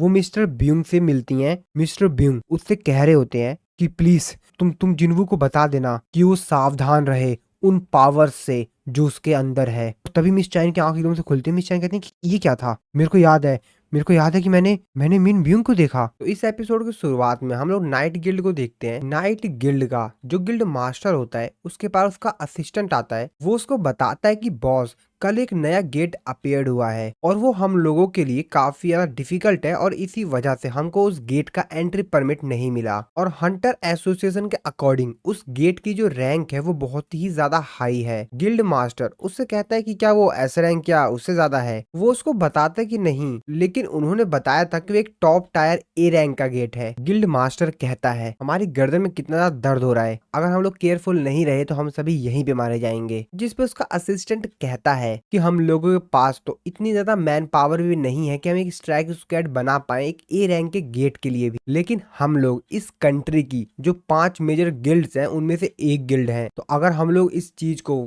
क्लियर करने में फेल हो जाते हैं तो लोग हमारे बारे में बात करना स्टार्ट कर देंगे। जिसकी बात सुनकर गिल्ड मास्टर कहता है कि असली प्रॉब्लम तो ये है कि ज्यादातर लोगों को ये लगता है कि ABCD और E रैंक्स ये सारे के सारे जो रैंक्स हैं वो सेम है। ये बात सुनने के बाद वो कहता है कि क्या, और हमारी संख्या और कैपेबिलिटी की बात की जाए तो हमारे जो ए रैंक के हंटर्स हैं और जो बाकी मेजर गिल्ड के ए रैंक के हंटर्स हैं उनसे वो लोग कम नहीं है। बस फर्क ये है कि हमारे पास कोई एस रैंक का हंटर नहीं है, और यही सबसे बड़ा सिरदर्द है। तभी पीछे से आवाज आती है और वो बंदा बोलता है, तो हम दूसरे गिल्ड के साथ गठबंधन क्यों नहीं बना लेते हैं? तुम्हें क्या लगता है कि दूसरा गिल्ड इसी तरीके से एग्री कर देगा? हम लोग दूसरों से हेल्प मांगेंगे क्या सिर्फ इसीलिए क्योंकि हम लोगों को लगता है कि हम लोग गेट को अपने दम पर क्लियर नहीं कर सकते? तो कैसा रहेगा कि हम किसी इंडिविजुअल को लें एक गिल्ड की जगह पर? सो एक्चुअल में यहाँ पर सब जो बातें बोल रहा होता है वो एक ए रैंक का हीलर जैंग होता है, जिस पे उनका जो बॉस होता है वो बोलता है कि हम एक टॉप टायर ए रैंक की बात कर रहे हैं, और आखिरकार किस तरीके से एक सिंगल हंटर इतना बड़ा डिफरेंस पैदा कर पाएगा ये तो बहुत ही ज्यादा मुश्किल है। लेकिन तभी उसको याद आता है, 1 मिनट, वो बोलता है कि कहीं तुम, जिस पर ए रैंक का हीलर बोलता है कि हाँ मैं उसी की बात कर रहा हूँ, आपने सही समझा। जिसके बाद गिल्ड मास्टर कहता तो तुम जिन्वू की बात कर रहे हो। अगर हम दूसरे बड़े गिल्ड के साथ गठबंधन करते हैं तो हमारे नाम पर बुरा असर पड़ेगा, लेकिन अगर हम लोग सांग जिनवू के साथ उसको अपने फोर्स में ज्वाइन करवाते हैं और इसके साथ ज्वाइन करते हैं तो लोग हमको ज्यादा जानेंगे, प्लस हम लोगों के पास काफी अच्छा मौका रहेगा कि हम लोग किसी भी खतरनाक रेड को अच्छी तरीके से सेफली क्लियर कर पाएं। पर वैसे सांग जिनवू इस समय पर कर क्या रहा है? जिस पर उनका जो एम्प्लॉय होता है उसको बताता है कि उसने जल्द ही में अभी जो मिडल हाईवे पर एक बहुत बड़ा गेट ओपन हुआ था उसको अकेले दम पर ही क्लियर कर दिया। वैसे बॉस क्या आप उससे मिलना चाहेंगे? क्या मैं उसको आपको कांटेक्ट इन्फॉर्मेशन दूं? जिस पे उसका बॉस उसको कहता है, अरे नहीं, इतनी ज्यादा बेवकूफी नहीं, इतने बड़े इंपॉर्टेंट मैटर को फोन पर हैंडल करना ये सिर्फ एक बेवकूफी होगी। तो चलो उसके घर चल के उससे सामने बात करते हैं। दूसरी तरफ हम लोग जिन्वू को देखते हैं जो कि अपने गिल्ड में बैठा हुआ होता है। वो योजिन को बता रहा होता है कि मैंने अपने गिल्ड का नाम सोचा है अर्जिन गिल्ड, कैसा रहेगा? जिस पर योजिन उससे कहता है कि सर ये तो काफी बेहतरीन नाम लग रहा है, तो चलो हम लोग इसी नाम को अपने गिल्ड का ऑफिशियल नाम बना देते हैं। पर योजिन तो अपने मन में कुछ और ही सोच रहा होता है। वो कहता है कि यार इसका कुछ भी नाम रख भाई, कुछ भी नाम रख दो, लेकिन सोलो प्लेयर गिल्ड इसके अलावा कुछ भी नाम चलेगा। जिन वो कहता है कि ठीक है, तो हम लोग इसी नाम को कंफर्म करते हैं और अब हमको एक लास्ट फाउंडिंग मेंबर को रिक्रूट करना होगा, है ना? इस पे यूजिन कहता है वैसे आपका कल मिस चाइन के साथ क्या हुआ? वो नहीं कर रही है हमको ज्वाइन? जिन वो कहता है कि मुझे नहीं लगता कि मिस चाइन हमारे गिल्ड के लिए फिट होंगी, और वैसे भी वो नहीं है जिनको मैं ढूंढ रहा था। यूजिन अपने मन में सोच रहा था क्या वो एक एस रैंक की हंटर है, वो यंग है और उनके पास ग्रेट परफॉर्मेंस रिकॉर्ड है, वो दिखने में भी काफी बेहतरीन है। अब मिस चाइन से भी बेहतर कैंडिडेट कौन होगा? उसके बाद यूजिन जिन से बोलता है कि सर वैसे आप किस प्रकार का इंसान ढूंढ रहे हैं? आपको एग्जैक्टली कैसा चाहिए मेरे को बताइए आप। जिन्होंने उसको बताता है कि ऐसा कोई जिसके पास हंटर लाइसेंस हो, जिसको कि हमारे गिल्ड को ज्वाइन करने का कोई भी इंटरेस्ट ना हो, लेकिन फिर भी वो भरोसेमंद हो। योजिन कहता है कि मेरे दिमाग में कुछ लोगों का नाम तो आया, लेकिन योजिन आगे कुछ बोल पाता तभी उनका गेट खटखटाता कोई। जिन्वू बाहर जाता देखने के लिए गेट पर कौन है। जिन्वू बोलता है कि कौन? जिन्हों अपने मन में सोचा था कहीं क्या फिर से मिस चाइन तो नहीं आ गई, लेकिन तभी वो बाहर देखता है तो असल में यहाँ पर जो नाइट गिल्ड का गिल्ड मास्टर था वो अपने दोनों साथियों के साथ यहाँ पर आ गया था। वो तीनों के तीनों कुछ इस तरीके से दांत फाड़ते हुए एक काफी खतरनाक स्माइल देते हुए जिन्हों से बोलता है उसका जो गिल्ड मास्टर होता है कि हेलो, मैं पार्क नाइट गिल्ड का गिल्ड मास्टर। पीछे खड़ा योजिन जिन्वू, ये दोनों के दोनों काफी ज्यादा हैरानी से देख रहे होते हैं कि ये क्या करने के लिए आ गए यहाँ पर। जिसके बाद ये लोग अंदर आते हैं। वो लोग जिन्वू को एक वीडियो क्लिप दिखाते हैं और उसको बताते हैं कि ये देखिए, जहाँ पर एक बहुत ही बड़ा गेट ओपन हुआ था और सभी लोग उस गेट को देख के काफी ज्यादा हैरान थे। वो कहते हैं कि ये देखो ये कितना बड़ा है, आखिरकार ये पॉसिबल ही कैसे, आखिरकार ये किस तरीके से पॉसिबल हो सकता है? ये गेट तो काफी ज्यादा बड़ा है। गिल्ड मास्टर पार्क जिन्हों से कहता है कि वैसे गेट का जो रैंक होता है वो उसके साइज पर हमेशा डिपेंड नहीं होता है। ऐसा नहीं है कि जितना बड़ा गेट है उतना बड़ा ही उसका रैंक होगा। तो कोई भी जो गेट होता है उसमें से कितनी ज्यादा माना निकल रही है उसको डिटेक्ट करके ही पता लगाया जाता है कि आखिरकार उस गेट का रैंक क्या है। जिन्हों से कहता है तो क्या हंटर एसोसिएशन ने इसको एक एस रैंक का गेट का है? जिसमें वो कहता है कि नहीं, लेकिन ये इमिजरेबल है और ये बुसान सिटी का आज तक का सबसे बड़ा गेट है। इससे पहले बुसान सिटी में इससे बड़ा गेट आज तक अपेयर नहीं हुआ है। जिन्हों अपने मन में सोच रहा था बुसान, यहाँ पे तो जूही रहती है ना। जूही की एक बात याद आती है जब जूही ने उससे कहा था कि मेरे शहर में जब तुम आना तो मैं तुमको ट्रीट दूंगी। जिसके बाद गिल्ड मास्टर आगे जिन्हों से कहता है, शायद आपने न्यूज ऑलरेडी देख ली होगी, लेकिन हंटर एसोसिएशन ने हमको एंट्री परमिट देने के लिए मना कर दिया है। उनको लगता है कि ये जो रेड है वो काफी ज्यादा रिस्की हो सकती है, और जैसा कि हम लोगों के गिल्ड में यानी कि नाइट गिल्ड में कोई भी एक एस रैंक का हंटर नहीं है, और इसीलिए उन्होंने हमको इस रेड पे जाने के लिए मना कर दिया है। लेकिन हाँ, अगर आप हमारे जो स्ट्राइक स्क्वाड को ज्वाइन कर लेते हैं तो हंटर एसोसिएशन शायद हमको परमिशन दे दे। उसके पीछे खड़ा ए रैंक का हीलर जो पार्क होता है, वो अपने मन में सोच रहा होता है कि क्या मैं इनसे ऑटोग्राफ के लिए पूछ लूं। तो वो जिन्हों से ऑटोग्राफ के लिए पूछने की सोच रहा होता है। भाई होगा जिन्हों का फैन, लेना चाहता होगा ऑटोग्राफ, लेकिन वो बस सिर्फ ये मन में सोच रहा होता है, कुछ बोल नहीं रहा होता है। गिल्ड मास्टर आगे बोलता है, वैसे मैं तुमको काफी बेहतरीन डील दूंगा। वैसे जब बड़ा जो गिल्ड होता है वो किसी डंजन को लेता है और उस पे रेड करके उसको क्लियर करता है, तो एस रैंक के जो हंटर होते हैं उनको वैसे 10% मिलते हैं जो भी प्रॉफिट होता है, लेकिन हम तुमको 20% देंगे। जिस पे जिन्वू कहता है कि चलो ठीक है, इसको 50-50 करते हैं। ये बात सुनने के बाद वो लोग सभी हैरान होते हैं, कहते हैं क्या। जिस पे जिन्वू उनसे कहता है, मैं तुम्हारे साथ टीम अप करूंगा अगर तुम मेरे को एक इंडिविजुअल हंटर ना मानकर एक गिल्ड की तरह ट्रीट करो तो। यानी कि तुम ऐसा मत समझना कि मैं एक इंडिविजुअल हंटर तुम्हारे साथ टीम अप कर रहा हूँ, तुम ये सोचना कि पूरा एक गिल्ड ही है जो कि तुम्हारे साथ टीम अप कर रहा है। एक्चुअली में मेरा जो गिल्ड है अर्जिन गिल्ड, वो अभी प्रोसेसिंग में है। जिसकी बात सुनकर जो गिल्ड मास्टर होता है वो कहता है कि ठीक है, क्यों ना इसको 40-60 कर दिया जाए, ये कैसा रहेगा। जिन्हों उससे कहता है, मेरे को तुम्हारे साथ इस वक्त कोई भी प्रकार का कोई भी नेगोशिएशन नहीं करना है। जिसकी बात सुनकर जो गिल्ड मास्टर होता है कहता है कि ठीक है, लेकिन रिटर्न में मैं चाहूंगा कि तुम डंजन के जो बॉस हो उसको हराओ। तो क्या तुम हमारे लिए ऐसा करोगे। जिन्हों से कहता है हाँ क्यों नहीं। और फिर ये लोग यहाँ से जाने लगते हैं। जाते जाते गिल्ड मास्टर जिन्हों से बोलता है, वैसे कल तुम रेड के लिए आ सकते हो तो तुम सुबह सुबह आ जाना। वैसे मैं तुमको अभी बुसान सिटी ले जा सकता हूँ अगर तुम हमारे साथ चलना चाहो तो, लेकिन तुम हमारे साथ आ क्यों नहीं रहे हो। जिन्हों से कहता है कि असल में मेरा आज रात का कुछ प्लान है, तो वैसे मैं पक्का कल आ जाऊंगा, तुम उसकी चिंता मत करो, और मैं तुमसे ये प्रॉमिस करता हूँ कि मैं लेट नहीं होऊंगा। तभी उनका जो असिस्टेंट होता है वो कहता है कि ये क्या। अभी मैं इतना तो पक्का कह सकता हूँ कि अभी जो उनकी शेडो थी वो यहाँ से थोड़ी सी मूव हुई है। जिन पे उनका बॉस कहता है, क्या तुम पी कर आए हो क्या। तभी जिन्वो के फोन पर किसी का फोन आता है। जिन्वो कहता है कि अब ये किसका नंबर है। जिसके बाद वो उन दोनों से कहता है कि एक्सक्यूज मी, किसी का फोन आ गया है, मैं थोड़ा सा कॉल पे बात करने के लिए जा रहा हूँ। जिस पर वो कहते हैं हाँ हाँ ठीक है आप जा सकते हैं। जिन्वो फोन लेकर बाहर आ जाता है। जिन्वो कहता है कि हाँ कौन बोल रहा है। उधर से आवाज आती है जिन्वो। वो आवाज सुनने के बाद जिन्वो कहता है मॉम, मॉम आपने फोन किया है। जिन्वो की मॉम कहती है मैंने तुमको फोन इसीलिए किया है क्योंकि मेरे को तुम्हारी आवाज सुननी थी, क्या तुम इस समय पे बिजी हो। जिन्वो कहता है नहीं। और फिर ये लोग यहाँ पर आपस में बात करने लग जाते हैं। जिन्वो अपनी मॉम से कहता है कि मॉम आज रात को हम लोग डिनर पे चलेंगे तो कैसा रहेगा। जिन्वो की मॉम कहती है हाँ बिल्कुल ठीक है। इसके बाद अगले दिन का सीन दिखाया जाता है उसी जगह का बुसान सिटी में, जहाँ पर जो बड़ा वाला गेट है वो अपीयर्ड हुआ है, जो कि बहुत ही ज्यादा बड़ा लग रहा होता है। वहाँ पे लोग तो भाई बहुत ज्यादा छोटे छोटे से दिख रहे होते हैं, और वहाँ पर काफी सारे हंटर्स आए हुए होते हैं। तो यहाँ पे जो गिल्ड मास्टर था वो भी यहाँ पर आ गया होता है अपने साथियों के साथ। वो अपने मन में कहता है कि मैं उसको थोड़ा सा और फोर्स करता तो वो कल ही हमारे साथ यहाँ पर आ जाता, आशा है कि वो लेट ना हो। तो जिन्वो की बात कर रहा होता है और 11 बज गए होते हैं, और 11:05 पे इन लोगों की रेड थी। वो टाइम को देखते हुए कहता हूँ शायद सिर्फ 5 मिनट बचे हुए हैं। दूसरी तरफ हम लोग जिन्वो को देखते हैं। जिन्वो भी वहाँ पे जाने के लिए रेडी हो गया होता है। जिन्वो आसमान की तरफ देखता है तो जो मौसम होता है उतना क्लियर नहीं होता। जिन्वो आसमान की तरफ देखते हुए कहता मौसम सही नहीं दिखाई दे रहा है। आई होप जिन्हा अपने साथ अम्ब्रेला ले गई हो, मुझे लगता है कि मेरे को वहाँ पर चलना चाहिए। और ऐसा कहने के साथ जिन्वो बोलता है शेडो एक्सचेंज। दूसरी तरफ हम लोग जिन्हा को स्कूल का सीन देखते हैं, जहाँ पर जो कुछ स्टूडेंट्स होते हैं वो अपने एक टीचर का थोड़ा बहुत काम कर रहे होते हैं। उनमें से एक स्टूडेंट कहता है तो बेसिकली हम लोग एक फ्री लेबर है। दूसरा स्टूडेंट कहता है कि हाँ तुमने सही कहा यार। उनमें से तीसरा कहता है कि आखिरकार टीचर हम लोग को इस तरीके से काम क्यों देते रहते हैं। इसी तरीके से ये लोग आपस में थोड़ी और बातचीत करते हैं, और जो भी काम करने के लिए आए हुए होते हैं उस रूम में जाते हैं। जैसे ये लोग उस रूम को देखकर कहते हैं यहाँ पर कितना ज्यादा धूल है यार, इसको आखिरकार लास्ट टाइम कब क्लीन किया गया था। तो वो पूरा रूम काफी ज्यादा गंदा होता है और वहाँ पे काफी सारे सामान पड़े हुए होते हैं। मुझे तो नहीं लगता कि हर सेमेस्टर में इस रूम का इस्तेमाल किया जाता होगा। तभी वो लोग सामने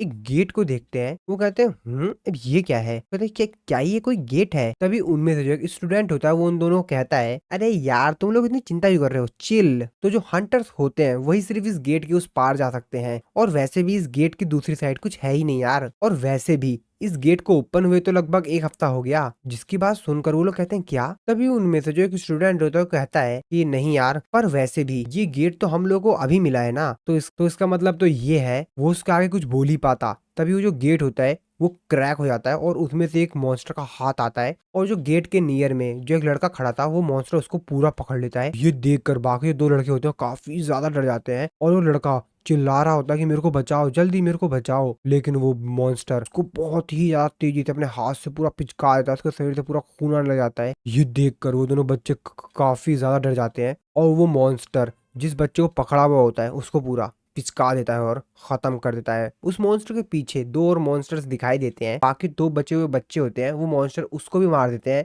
तो यहाँ पर जो तीनों स्टूडेंट्स थे वो मॉन्स्टर उन सभी को खत्म कर देते हैं। इसके बाद वो मॉन्स्टर बाहर आता है और उनको यहाँ पर जो इन्होंने उनको भी मारा हुआ था उन बच्चों को खून सूंघता है तो काफी ज्यादा अच्छा लगता है और वो काफी ज्यादा एक्साइटेड हो जाता है। और ये जो मॉन्स्टर्स हैं ये पिछले जो मॉन्स्टर्स थे उनसे काफी ज्यादा खतरनाक है, क्योंकि ये जो मॉन्स्टर हैं इनकी जो इंसेक्ट्स है वो काफी ज्यादा पावरफुल है और ये लोग अपने मिशन को ज्यादा प्रायोरिटी देते हैं। तो इन लोगों ने पूरे हफ्ते भर अपने आप को डार्कनेस के अंदर छुपा के रखा और अपने शिकार को ढूंढने से पहले ही इनकी जो सिक्स्थ सेंस थी वो एक्टिवेट हो गई थी। इसके बाद वो मॉन्स्टर बोलता है कि ये जो पूरी जगह है यहाँ पर काफी सारे शिकार है। तो एक्चुअल में यहाँ पे जो स्टूडेंट्स होते हैं और बाकी लोग जो स्कूल के अंदर होते हैं उनकी बात कर रहा होता है कि यहाँ पर काफी सारे शिकार हैं चारों तरफ, हमसे ऊपर एक लेवल है और उससे भी ऊपर एक लेवल है। तो एक्चुअली में जैसे कि ये मॉन्स्टर्स हैं तो ये स्कूल के जिस फ्लोर पे है उससे ऊपर भी एक फ्लोर है और उससे ऊपर भी एक फ्लोर है, तो उसी को ये लोग लेवल अप कह रहे हैं। जिसके बाद वो मॉन्स्टर बोलता है कि ये जो जगह है बहुत ही ज्यादा कॉम्प्लेक्स है जैसे कि कैसल होता है। जिसके बाद वो मॉन्स्टर जो उसके पीछे दूसरा मॉन्स्टर होता है उससे बोलता है कि पहले हंटिंग मैं स्टार्ट करूंगा, तुम जाओ और बाकी लोगों को ले आओ। और उस रूम का शीशा तोड़कर बाहर आता है और कहता है कि असली हंट तो अभी स्टार्ट होगा, पहले मैं इस कैसल के सभी इंसानों को खत्म तो कर दूं और अपनी पोजीशन को सिक्योर कर लूं। तो सबसे पहले मैं इस एरिया को क्लियर करता हूं। उसके सामने काफी सारे स्टूडेंट्स होते हैं जिनको कि इस चीज के बारे में कुछ मालूम ही नहीं होता है, वो लोग तो अपना एंजॉय कर रहे होते हैं। लेकिन तभी वो मॉन्स्टर इन लोगों की तरफ आता है और ये लोग उसको देख लेते हैं, जिसको देखकर ये लोग भी काफी ज्यादा हैरान होते हैं। और तभी वो जो मॉन्स्टर होता है वहां पर जो एक स्टूडेंट का ग्रुप होता है उसके ऊपर अटैक कर देता है। दूसरी तरफ हम लोग उसी गेट को देखते हैं जहां पर जिन्वू को जाना था, जो कि बहुत बड़ा गेट ओपन हुआ था। तो जिन्वू भी उस जगह पर पहुंच जाता है। उसको देखने का जिन्वू कहता रियल लाइफ से तो यार ये वाला गेट बहुत ज्यादा बड़ा है। वो यहाँ पर चारों तरफ अपने नजरें घुमाता है तो सामने वो देखता हुआ कहता तो ये हॉलिंग टीम है और दूसरी तरफ है माइनिंग टीम और बाकी इधर है काफी सारे हंटर्स स्ट्राइक स्क्वाड। तो यहाँ पर टोटल 13 ए रैंक के और बी रैंक के हंटर्स हैं। अच्छा, तो इन लोगों के पास वैसे काफी सारे ए रैंक के हंटर्स हैं। एक ऐसा गिल्ड जिसके पास सबसे ज्यादा ए रैंक के हंटर्स हैं। जिन्हों ये सब कुछ सोच ही रहा होता है तभी पीछे से जिन्हों एक आवाज आती है, जिन्हों पीछे देखता है। तभी उनमें से जो एक हंटर होता है वो जिन्वू की तरफ देखते हुए कहता है मिस्टर जिन्वू, आप काफी ज्यादा अमेजिंग है। जीजू आइलैंड के दौरान आपने कितनी अच्छी तरीके से फाइट की। सभी हंटर्स भी जिन्वू को वहां पर देखकर काफी ज्यादा हैरान होते हैं और काफी ज्यादा खुश होते हैं। वो लोग पूछ रहे होते हैं कि आखिरकार आपने उन डार्क सोल्जर्स को किस तरीके से समन किया। नहीं नहीं नहीं, वेट वेट वेट वेट, क्या हमको उनको समन बीस्ट कहना सही रहेगा? तो क्या आज आप हमको लीड कर रहे हैं? तभी वहां पर एक और हंटर आती है और वो उन लोगों से बोलती है अरे रुको रुको रुको, क्या कर रहे हो तुम लोग? मिस्टर जिन्वू को इस तरीके से परेशान मत करो। जिसके बाद वो जिन्वू को अपना इंट्रोडक्शन देती है और वो बताती है अपना नाम वगैरह और उसको ये भी बताती है कि वो नाइट गिल्ड का जो इलाइट स्ट्राइक स्क्वाड है उसकी मेन हीलर है। और वो से कहती है कि जैसा कि आप लीडर हैं और मैं मेन हीलर हूँ तो क्यों ना हम दोनों ही अकेले चलते हैं और सभी को खत्म करते हैं। तो क्या आप भी ऐसे सोचते हैं? जिन्हों कहता है क्या? जिसके बाद जिन्हों नाइट गिल्ड का जो मास्टर होता है उससे बोलता है कि तुमने क्या अभी तक इसको बताया नहीं है? जिसपे वो बोलता है अरे नहीं कोई नहीं, मैं अभी इन सभी लोगों को बता देता हूँ। जिसके बाद वो इन लोगों के पास आता है, इन लोगों को बोलता है कि मेरा नाम पार्क जॉनसू है और आज की जो रेड है मैं लीड करूंगा। जिसको सुनकर बाकी सब जो हंटर होते हैं क्या सर आप फिर से मतलब मिस्टर जिन्वू नहीं करेंगे? अरे यार सच में सीरियसली? जिसके बाद उन लोगों को बताता है कि नहीं नहीं मिस्टर जिन्वू भी हम लोगों के साथ चलेंगे, लेकिन वो बैक लाइन के इंचार्ज हैं, वो हमको सेफ्टी प्रोवाइड करेंगे। अगर कोई दिक्कत होती है तो वो हमको वहाँ पर सेफली निकाल देंगे वहां से। तभी उनमें से जो हंटर होता है वो उससे कहता है क्या तुमको लगता है कि हमको किसी की जरूरत भी है कि हमको कोई प्रोटेक्ट करे? अब ये बात सुनकर जिन्वू को तो मुंह बन जाता है, कहता है भाई ये कौन है अब? जिसके बाद वो बंदा कहता है कि मिस्टर जिन्वू तो इलाइट स्ट्राइक स्क्वाड के मेंबर भी नहीं है और उनको क्या लगता है कि हम लोग कमजोर हैं। जिसके बाद गिल्ड मास्टर जो होता है वो कहता है कि हमारे जो हंटर है वो बस इस तरीके से बातें कर देता है, कोई नहीं यार कोई दिक्कत नहीं है। और वो जिन्वू को कहता है कि आप चिंता मत कीजिए, ये लोग कभी कभी थोड़ा बहुत लाइन से बाहर चले जाते हैं, इनकी बात को सीरियस मत लीजिए आप। जिन्वू कहता है ओ तो इसका मतलब ये है कि ये लोग सिर्फ कॉन्फिडेंट हैं, और उन सभी लोगों से कहता है कि चलो चलते हैं। फिर एक एक करके ये लोग गेट के अंदर चले जाते हैं और इन लोगों की जो रेड है वो यहाँ पे स्टार्ट हो जाती है। इसके बाद हम लोग दूसरी तरफ हंटर एसोसिएशन का सीन देखते हैं, जहां पर जो उनका इमरजेंसी कॉल डिपार्टमेंट होता है हंटर एसोसिएशन का, उनके पास एक इमरजेंसी कॉल आती है। तो वहां पर जो कॉल पिक करने वाली रिसेप्शनिस्ट होती है वो कॉल को पिक करती है, वो कहती है कि हंटर एसोसिएशन की इमरजेंसी कॉल लाइन में आपका स्वागत है, बताइए मैं किस तरीके से आपकी मदद कर सकती हूँ। फोन की दूसरी तरफ से एक लड़की जो होती है वो चिल्लाते हुए कहती है हाँ हाँ हाँ मैं इस समय स्कूल में हूँ।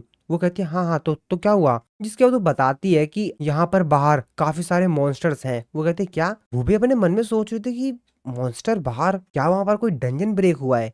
जिसके बाद वो उस लड़के से पूछते कि तुम कहाँ से बोल रही हो। वो लड़की बताती है कि मैं बाथरूम के अंदर छिपी हुई हूँ और मेरे जो फ्रेंड थे वो मेरे साथ थे, लेकिन लेकिन वो लोग, और वो काफी ज्यादा डरी हुई होती है और काफी ज्यादा रो रही होती है। असिस्टेंट होती है, वो पूछती है कि वहां पर वैसे कितने मॉन्स्टर्स हैं। वो कहती है कि मेरे मेरे आसपास मुझे नहीं पता, मैंने बस लोगों की आवाज सुनी और लोग चिल्ला रहे हैं कि वो मरने वाले हैं, मर रहे हैं। असिस्टेंट उसको कहती है कि शांत रहो, तुम आराम से एकदम, तुम कुछ भी जल्दबाजी मत करो, हंटर्स रास्ते में ही हैं, वो कुछ देर में वहां पर पहुंच जाएंगे, तब तक तुम अपने आप को एकदम शांत रखो। जिसके बाद वो लड़की बोलती है कि क्या सही में, तो इसका मतलब ये है कि मैं यहाँ से बाहर आ सकती हूँ। असिस्टेंट उससे पूछती है कि रुको मेरे को एक चीज बताओ, वैसे वो जो मैजिक बीस्ट है वो किस टाइप्स के हैं, क्या तुमको कुछ मालूम है। जिसपे वो कहते हैं कि हाँ मैंने उनको इससे पहले टीवी पर देखा है, मैं उन लोगों का नाम भूल गई हूँ। लेकिन असिस्टेंट उसके ऊपर चिल्लाते हुए कहते हैं कि जल्दी जल्दी बताओ किस प्रकार से दिखते हैं, कैसे दिखते हैं, मेरे को बताओ कैसे दिखते हैं वो कैसे दिखते हैं वो बीस्ट। जिसपे लड़की उसको बताती है कि उनका जो शरीर है वो तो इंसानों की तरह है, लेकिन उनका जो फेस है वो काफी ज्यादा डरावना है और उनके जो स्किन का कलर है वो ग्रीन है। ये बात सुनने के बाद वो कहते हैं क्या, वो लोग ऑर्क्स हैं। तभी लड़की कहती है हाँ याद आ गया, हाँ उन लोगों को ऑर्क्स कहते हैं। हम लोग उस बाथरूम के बाहर उसी ऑर्क को देखते हैं जो कि अपना वीपन लेकर आ गया होता है। उस पूरे वीपन पर पूरी तरीके से ब्लड लगा होता है। असिस्टेंट चिल्लाते हुए कहती है कि नहीं, निकलो वहां से, जल्दी निकलो, वो तुम्हारी स्मेल को सूंघ सकता है, निकलो वहां से जल्दी। वो लड़की चिल्लाते हुए कहती है कि मेरी हेल्प करो, मैं मरना नहीं चाहती, हेल्प, मेरे को बचाओ प्लीज, मेरे को बचाओ। दूसरी तरफ हम लोग स्कूल के अंदर ही बाकी सभी स्टूडेंट्स को देखते हैं जो कि काफी ज्यादा डर गए होते हैं, क्योंकि चारों तरफ बहुत ही ज्यादा बुरा माहौल हो गया होता है। चारों तरफ से बस चिल्लाने चीखने की आवाज आ रही होती है और चारों तरफ खून ही खून पड़ा होता है। सभी बच्चे स्कूल के बाहर भाग रहे होते हैं, गिरते पड़ते जैसे भी हो सके अपनी जान बचाकर वहां से भाग रहे होते हैं। बस किसी तरीके से वो निकल जाना चाहते हैं यहाँ से। पुलिस भी यहाँ पर आ गई होती है। उनमें से कुछ बच्चे तो कह रहे होते हैं कि मेरे फ्रेंड अंदर हैं, उनको बचाओ, लेकिन दूसरे स्टूडेंट्स कह रहे होते हंटर्स आ रहे हैं, वो लोग उनको देख लेंगे, अभी निकलो यहाँ से, अपनी जान बचा के निकलो। इस तरफ हम लोग मॉन्स्टर्स को देखते हैं, उन्हीं बीस्ट को, जिन्होंने काफी सारे लोगों को खत्म कर दिया होता है। उनमें से जो एक बीस्ट होता है वो दूसरे बीस्ट से कहता है कि मेरे को तो विश्वास ही नहीं हो रहा है, हमारे इतने सारे शिकार चले गए, हम उनका हंट नहीं कर पाए। तभी दूसरा यहाँ पर जो मॉन्स्टर होता है वो कहता है कि चिंता क्यों कर रहे हो, अभी यहाँ पर काफी सारे बचे हुए हैं, ऊपर चलते हैं, वो लोग ऊपर हैं दूसरे फ्लोर पर, और उन सभी को खत्म कर देते हैं। जिसके बाद हम लोग ऊपर वाले फ्लोर का सीन देखते हैं, जहाँ पर जो पूरी दीवारें वगैरह होती हैं वो पूरी तरीके से ब्रेक हो गई होती हैं, शीशे उसे पूरी तरीके से खराब हो गए होते हैं, मतलब जो पूरा फ्लोर का जो एरिया होता है वो पूरी तरीके से डिस्ट्रॉय हो गया होता है। और उसी फ्लोर पर हम लोग एक रूम के अंदर काफी सारे स्टूडेंट्स को देखते हैं, जिन्होंने वहां पर जो टेबल वगैरह, चेयर वगैरह, जितने भी बैठने वाले सामान होते हैं, जो कुछ भी पॉसिबल हो सकता था उससे उन्होंने गेट को पूरी तरीके से ब्लॉक कर दिया था, ताकि बाहर से अगर कोई ताकत भी लगाए तो भी वो अंदर ना आ पाए। और उन लोगों से जो भी हो सकता था अपने हाथ में उन्होंने वीपन वगैरह, कुर्सी वगैरह लेकर रख लिया था अपनी सेफ्टी के लिए। बहुत सारे बच्चे होते हैं इसके अंदर और सभी लोग डरे होते हैं काफी ज्यादा। तभी उनमें से जो एक मॉन्स्टर होता है वो वहां पर एंटर करता है और शीशा तोड़ देता है, जिसको देखकर सभी बच्चे काफी ज्यादा डर जाते हैं, काफी ज्यादा तेजी से चिल्लाने लगते हैं। वो लोग मतलब बहुत ज्यादा डर गए होते हैं एक्चुअल में। और वो मॉन्स्टर अंदर आता है, जिसको देखकर शकल पे भाई साहब पूरा ब्लड लगा होता है और उसकी शकल तो काफी डरावनी होती है।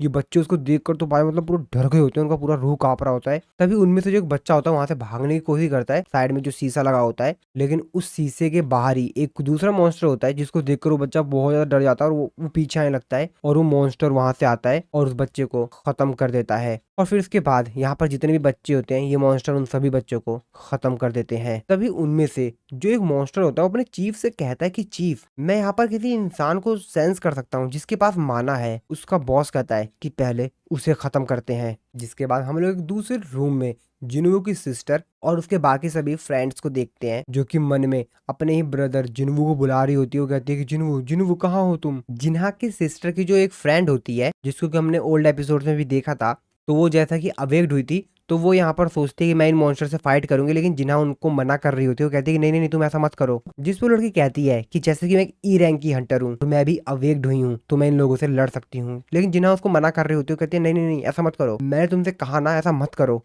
तभी उन मॉन्स्टर का जो चीफ होता है वो कहता है कि क्या तुम इसी इंसान की बात कर रहे थे? जिस पे वो कहता है कि नहीं, मैं इसकी बात नहीं कर रहा था, मैंने इससे भी ज्यादा पावरफुल फोर्स को सेंस किया था, उसके बगल में जो खड़ी है उसको। तो एक्चुअल में जिन्हा की बात कर रहा होता है, लेकिन जैसे कि हम लोगों को मालूम ही है कि जिन्हा के अंदर तो कोई पावर वगैरह है ही नहीं, वो तो हंटर है ही नहीं, तो ये किस चीज की बात कर रहा है। तभी वो जो मॉन्स्टर होता है वो चिल्लाते हुए कहता है कि इस लड़की में से वो स्मेल आ रही है, तो इसको मरना होगा। और अपना वीपन लेकर उसके ऊपर काफी तेजी से अटैक करता है उसको खत्म करने के लिए। जिन्हा और उसकी जो फ्रेंड होती है वो काफी ज्यादा डर गई होती है और अपनी आंखें बंद कर लेती हैं। लेकिन तभी वो लोग देखती हैं कि उसके जो अटैक है, वो जो मॉन्स्टर ने उसके ऊपर वीपन से किया था, वो रुक जाता है। जिन्हा भी काफी ज्यादा हैरान होती है कि आखिरकार उसका अटैक अभी तक लगा क्यों नहीं उसको। तभी वो आंख खोल के देखती है तो एक्चुअल में जो उसका अटैक था उसको किसी ने रोक लिया था। इसको देखकर जिन्हा भी काफी ज्यादा हैरान होती है कि अब ये कौन है। हम लोग को पता चलता है कि एक्चुअल में जो अटैक इस मॉन्स्टर का रोका हुआ होता है वो कोई और नहीं बल्कि जिन्वू ने अपनी सिस्टर के साथ जो उनके शैडो सोल्जर्स रखे हुए थे उसने रोका था। जिन्वू की सिस्टर अपनी आंखें खोलती है क्योंकि काफी देर से उसके ऊपर अटैक हुआ ही नहीं था।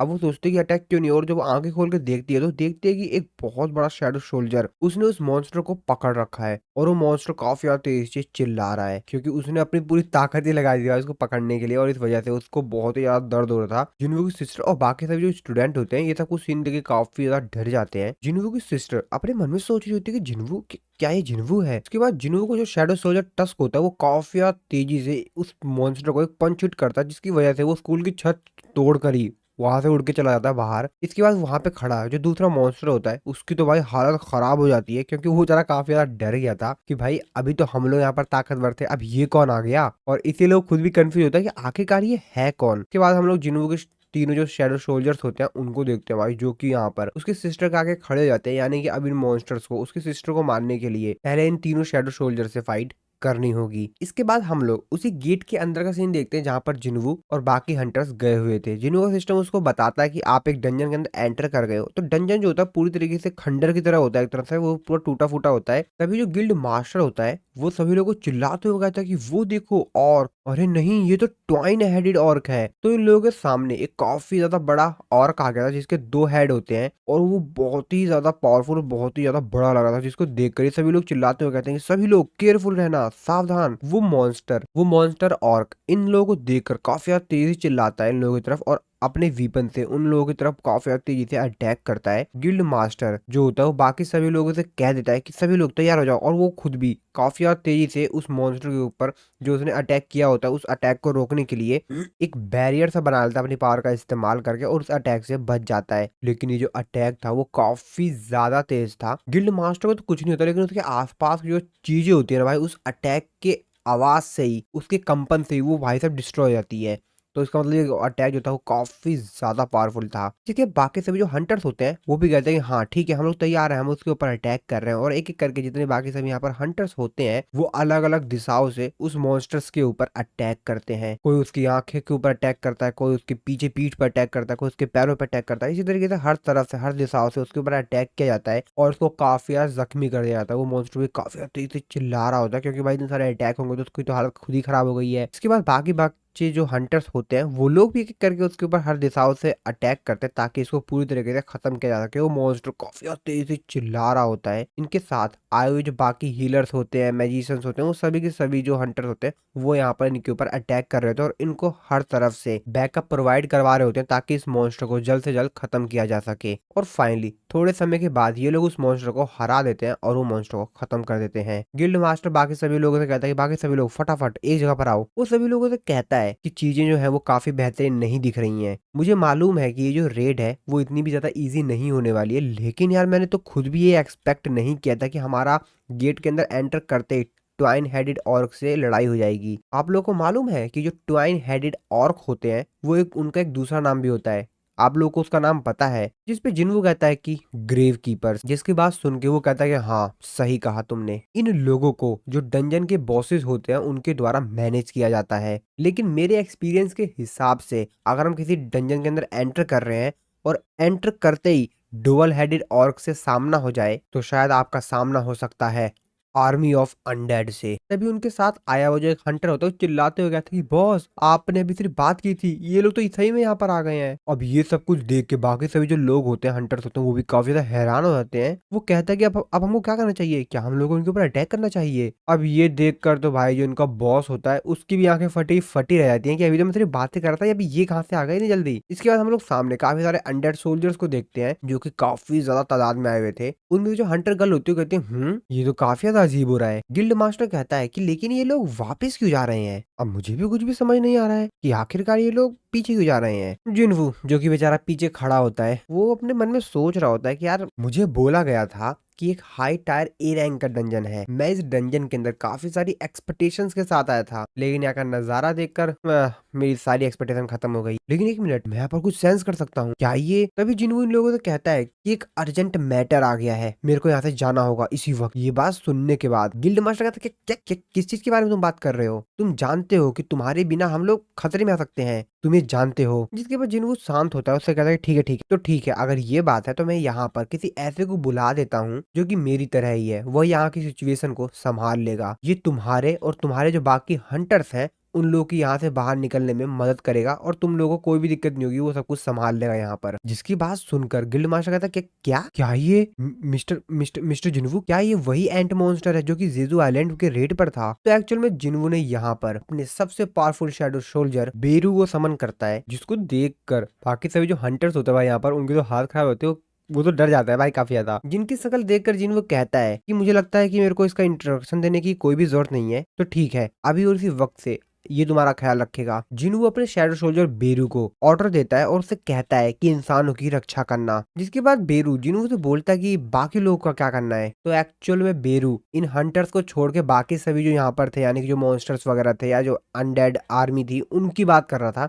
तो जिनको कहता है कि जैसा करते हो वैसा करो। इसकी बात सुनकर बेरू काफी तेजी से दहाड़ मारता है और उसकी दहाड़ इतनी ज्यादा तेज होती है, यहाँ पे खड़े जो पीछे हंटर्स होते हैं वो बेचारे खुद बहुत ज्यादा डर जाते हैं। वो कहते हैं कि क्या ये उसमें उसके साइड में खड़े जो हंटर होती है वो उससे कहते हैं कि तुम पागल हो गए हो क्या, तुम इसी के सामने मुंह खोल रहे हो, शांत रहो। जिनू यहाँ पर अपने बाकी जो एंट मॉन्स्टर्स होता है उनको भी समन कर लेता है। जिसके बाद वो गिल्ड मास्टर से कहता है कि शायद 20 शैडो सोल्जर्स काफी होंगे, है ना। इसकी बात सुन के गिल्ड मास्टर चीफ होता है कहता है वेट वेट, तुम अब जा रहे हो, तुम्हें क्या लगता है तुम्हारे चले जाने के बाद ये जो तुम्हारे मॉन्स्टर्स हैं ये उनको हरा देंगे, तुम ऐसे कैसे हमको छोड़ जा सकते हो, और हम इन मॉन्स्टर्स के ऊपर डिपेंडेंट नहीं रह सकते। जिसके बाद जिन्हों कहता है कि ठीक है अगर तुमको पसंद नहीं है तो यहाँ से जाने से पहले मैं इन लोगों को डिसमिस कर देता हूँ, अपने साथ ले जाता हूँ, कोई दिक्कत नहीं है। लेकिन मेरे को नहीं लगता कि इस डंजन को तुम अच्छे से क्लियर कर पाओगे अकेले अपने दम पर। गिल्ड मास्टर कहते हैं हाँ हाँ हाँ ठीक ठीक ठीक ठीक है ठीक है ठीक है। अब भाई जिनवू इतना ज्यादा गुस्से में बोल रहा था कि वो बेचारे खुद ही डर गए थे काफी ज्यादा। जिनवू यहाँ पे शैडो एक्सचेंज स्किल का इस्तेमाल करके यहाँ से जाने की कोशिश करता है, लेकिन वो तो एक्चुअल में जिनवू की जो शैडो एक्सचेंज स्किल था उसका दोबारा से इस्तेमाल करने के लिए जिनवू को यहाँ पर थोड़े समय के लिए वेट करना होगा। तो जिनवू को यहाँ पर लगभग 1 घंटा 42 मिनट तक वेट करना होगा, जो की काफी ज्यादा टाइम है यार। और जिनवू की सिस्टर है वो खतरे में है। हालांकि जिनवू के जो शैडो सोल्जर्स है वहां पर 3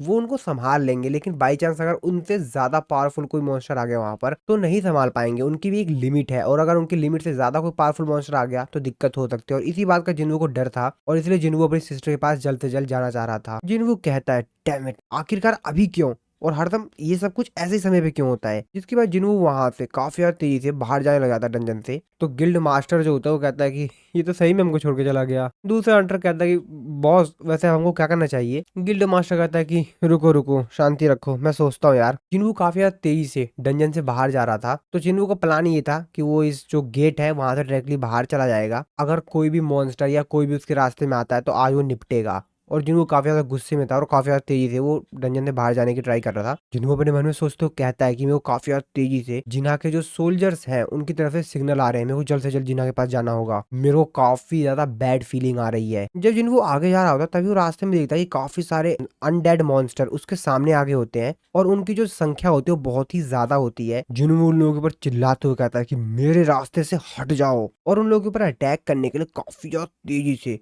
बढ़ रहा होता है ताकि इन लोगों को निपटा कर वो यहाँ से बाहर जा सके। लेकिन तभी जिन्वू रुक जाता है। जिन्वू क्या देखता है, जिन्वू देखता है कि असल में यहाँ पर जो पूरी जो अनडेड ऑफ आर्मी होती है वो अपने घुटनों के ऊपर बैठ जाती है, जिसको देखकर जिन्वू कहता है एक मिनट, ये यहाँ पर ये क्या चल रहा है। जिन्वू अपने मन में सोचते हुए कहता है ये लोग मेरे सामने अपने घुटनों के ऊपर बैठ गए हैं क्या सिर्फ इसलिए क्योंकि मैं एक हाई क्लास नेक्रोमैंसर हूँ। और इसकी वजह से मेरे पास एबिलिटी है कि मैं अनडेड को कमांड दे सकूं। तो अब जिन्वू को भी इनके ऊपर अटैक करने का कोई फायदा नहीं है और इसलिए जिन्वू अपने फ्लाइंग शैडो सोल्जर कैजल को समन करता है और एक आवाज में ही कैजल यहाँ पर आ जाता है। जिन्वू काफी तेजी से एक काफी हाई जंप मारता है और डायरेक्टली कैजल के ऊपर जाकर बैठ जाता है। इसके बाद हम लोग डंजन के बाहर का सीन देखते हैं जहाँ से जिन्वू बाहर आ जाता है। तो एक्चुअल में वो वही गेट था जहां से जिन्वू और उसके जो बाकी जो हंटर्स थे वो एंटर हुए थे। तो जिन्वू उसी से बाहर आ जाता है। तो गेट के बाहर ऑब्वियसली लोग भी होंगे। लोग ऐसा कुछ देखे काफी ज्यादा हैरान हो जाते हैं। भाई वो फोन से अपने फोटो लेने जाते हैं, वो देखते हैं, वो कहते हैं वो देखो क्या वो सांग जिन्वू है। और जिन्वू अपने शैडो सोल्जर कैजल के ऊपर बैठकर वहां से उड़ के चला जाता है और यहाँ पर लोग सिर्फ उसको देखते रह जाते हैं। और कैजल इतना ज्यादा बड़ा था जिसको देखकर भाई जो लोग होते हैं तो काफी ज्यादा हैरान हो जाते हैं, क्योंकि उन लोगों ने शायद ही इतना बड़ा मॉन्स्टर पहले कभी देखा होगा, और वो भी कंट्रोल मॉन्स्टर, क्योंकि जिन्वू ने इसको कंट्रोल कर रखा है ना। जिन्वू अपने शैडो सोल्जर कैजल से कहता है कि मेरे को मेरी सिस्टर के पास ले चलो, जितनी जल्दी हो सके उतनी जल्दी। कैजल भी काफी तेज जिन्वू की सिस्टर की तरफ जाने लगता है। इस तरफ हम लोग जिन्हा के स्कूल का सीन देखते हैं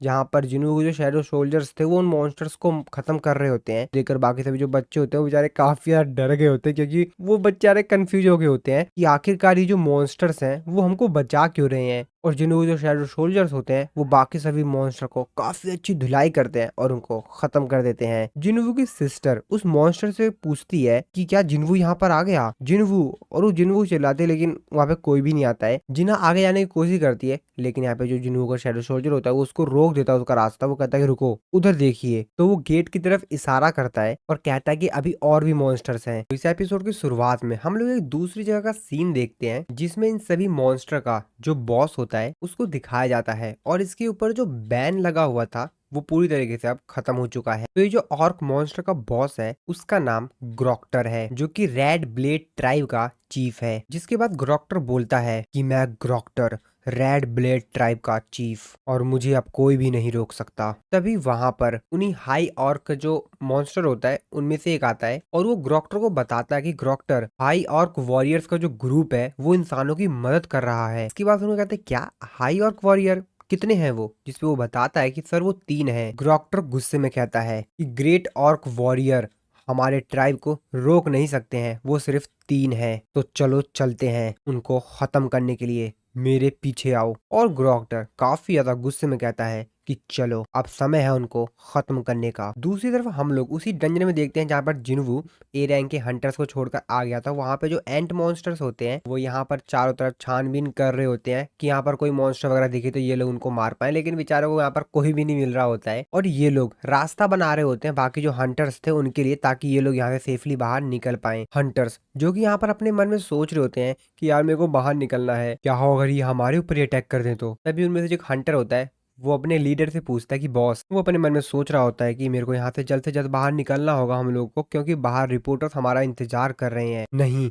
मैं इन छोटे मोटे और थोड़े से समन बीट्स से डर नहीं सकता हूँ और इनसे डर कर मैं अपने रेड को रोक दूं, ऐसा नहीं हो सकता है, मेरे को ये करना ही होगा। और ऐसा कहने के बाद जैसे वो जो एंड मॉन्स्टर होता है उसके पास जाता है ये बोलने के लिए, वो बेचारा उसकी शक्ल देखकर उसका शरीर देखकर इतना ज्यादा घबरा जाता है कि उसकी बोलती बंद हो जाती है। वो अपने मन में सोचते होगा अरे बाप रे, इसने तो मुझे डरा ही दिया। जिसके बाद वो उस मॉन्स्टर से कहता है कि चलते हैं, लेकिन वो जो एंड मॉन्स्टर होता है वो उसको ही देखता रहता है, जिसपे वो कहता है कि पहले आप चलिए ना। लेकिन उस बेचारे को अंदर से इतना ज्यादा डर लग रहा होता है कि वो ज्यादा तेजी से बोल भी नहीं पा रहा होता है। तभी एंट मॉन्स्टर काफी तेजी से वहां से गायब होता है और तुरंत झटके से वहां पर आ जाता है, जिसको देखकर जो लीडर होता है वो काफी ज्यादा डर जाता है। वो बेचारा कहता है ये क्या कर रहे हो तुम, जिसपे उसको कोई भी रिप्लाई नहीं देता है और वहां से जाने लगता है। और अब उसका ये रूप देखकर बेचारा वो तो और भी ज्यादा डर जाता है। बाकी हंटर्स उसके लीडर के पास आते हैं, उससे बोलते हैं बॉस आप ठीक तो है ना। दूसरा हंटर बोलता है कि बॉस क्या आप सही में इन लोग को चाहते हैं कि हमको लीड करें, जिस पे उनका बॉस कहता है कि हाँ मैं ठीक हूँ, ठीक है। उसके बाद यहाँ पर बाकी सभी जो हंटर्स होते हैं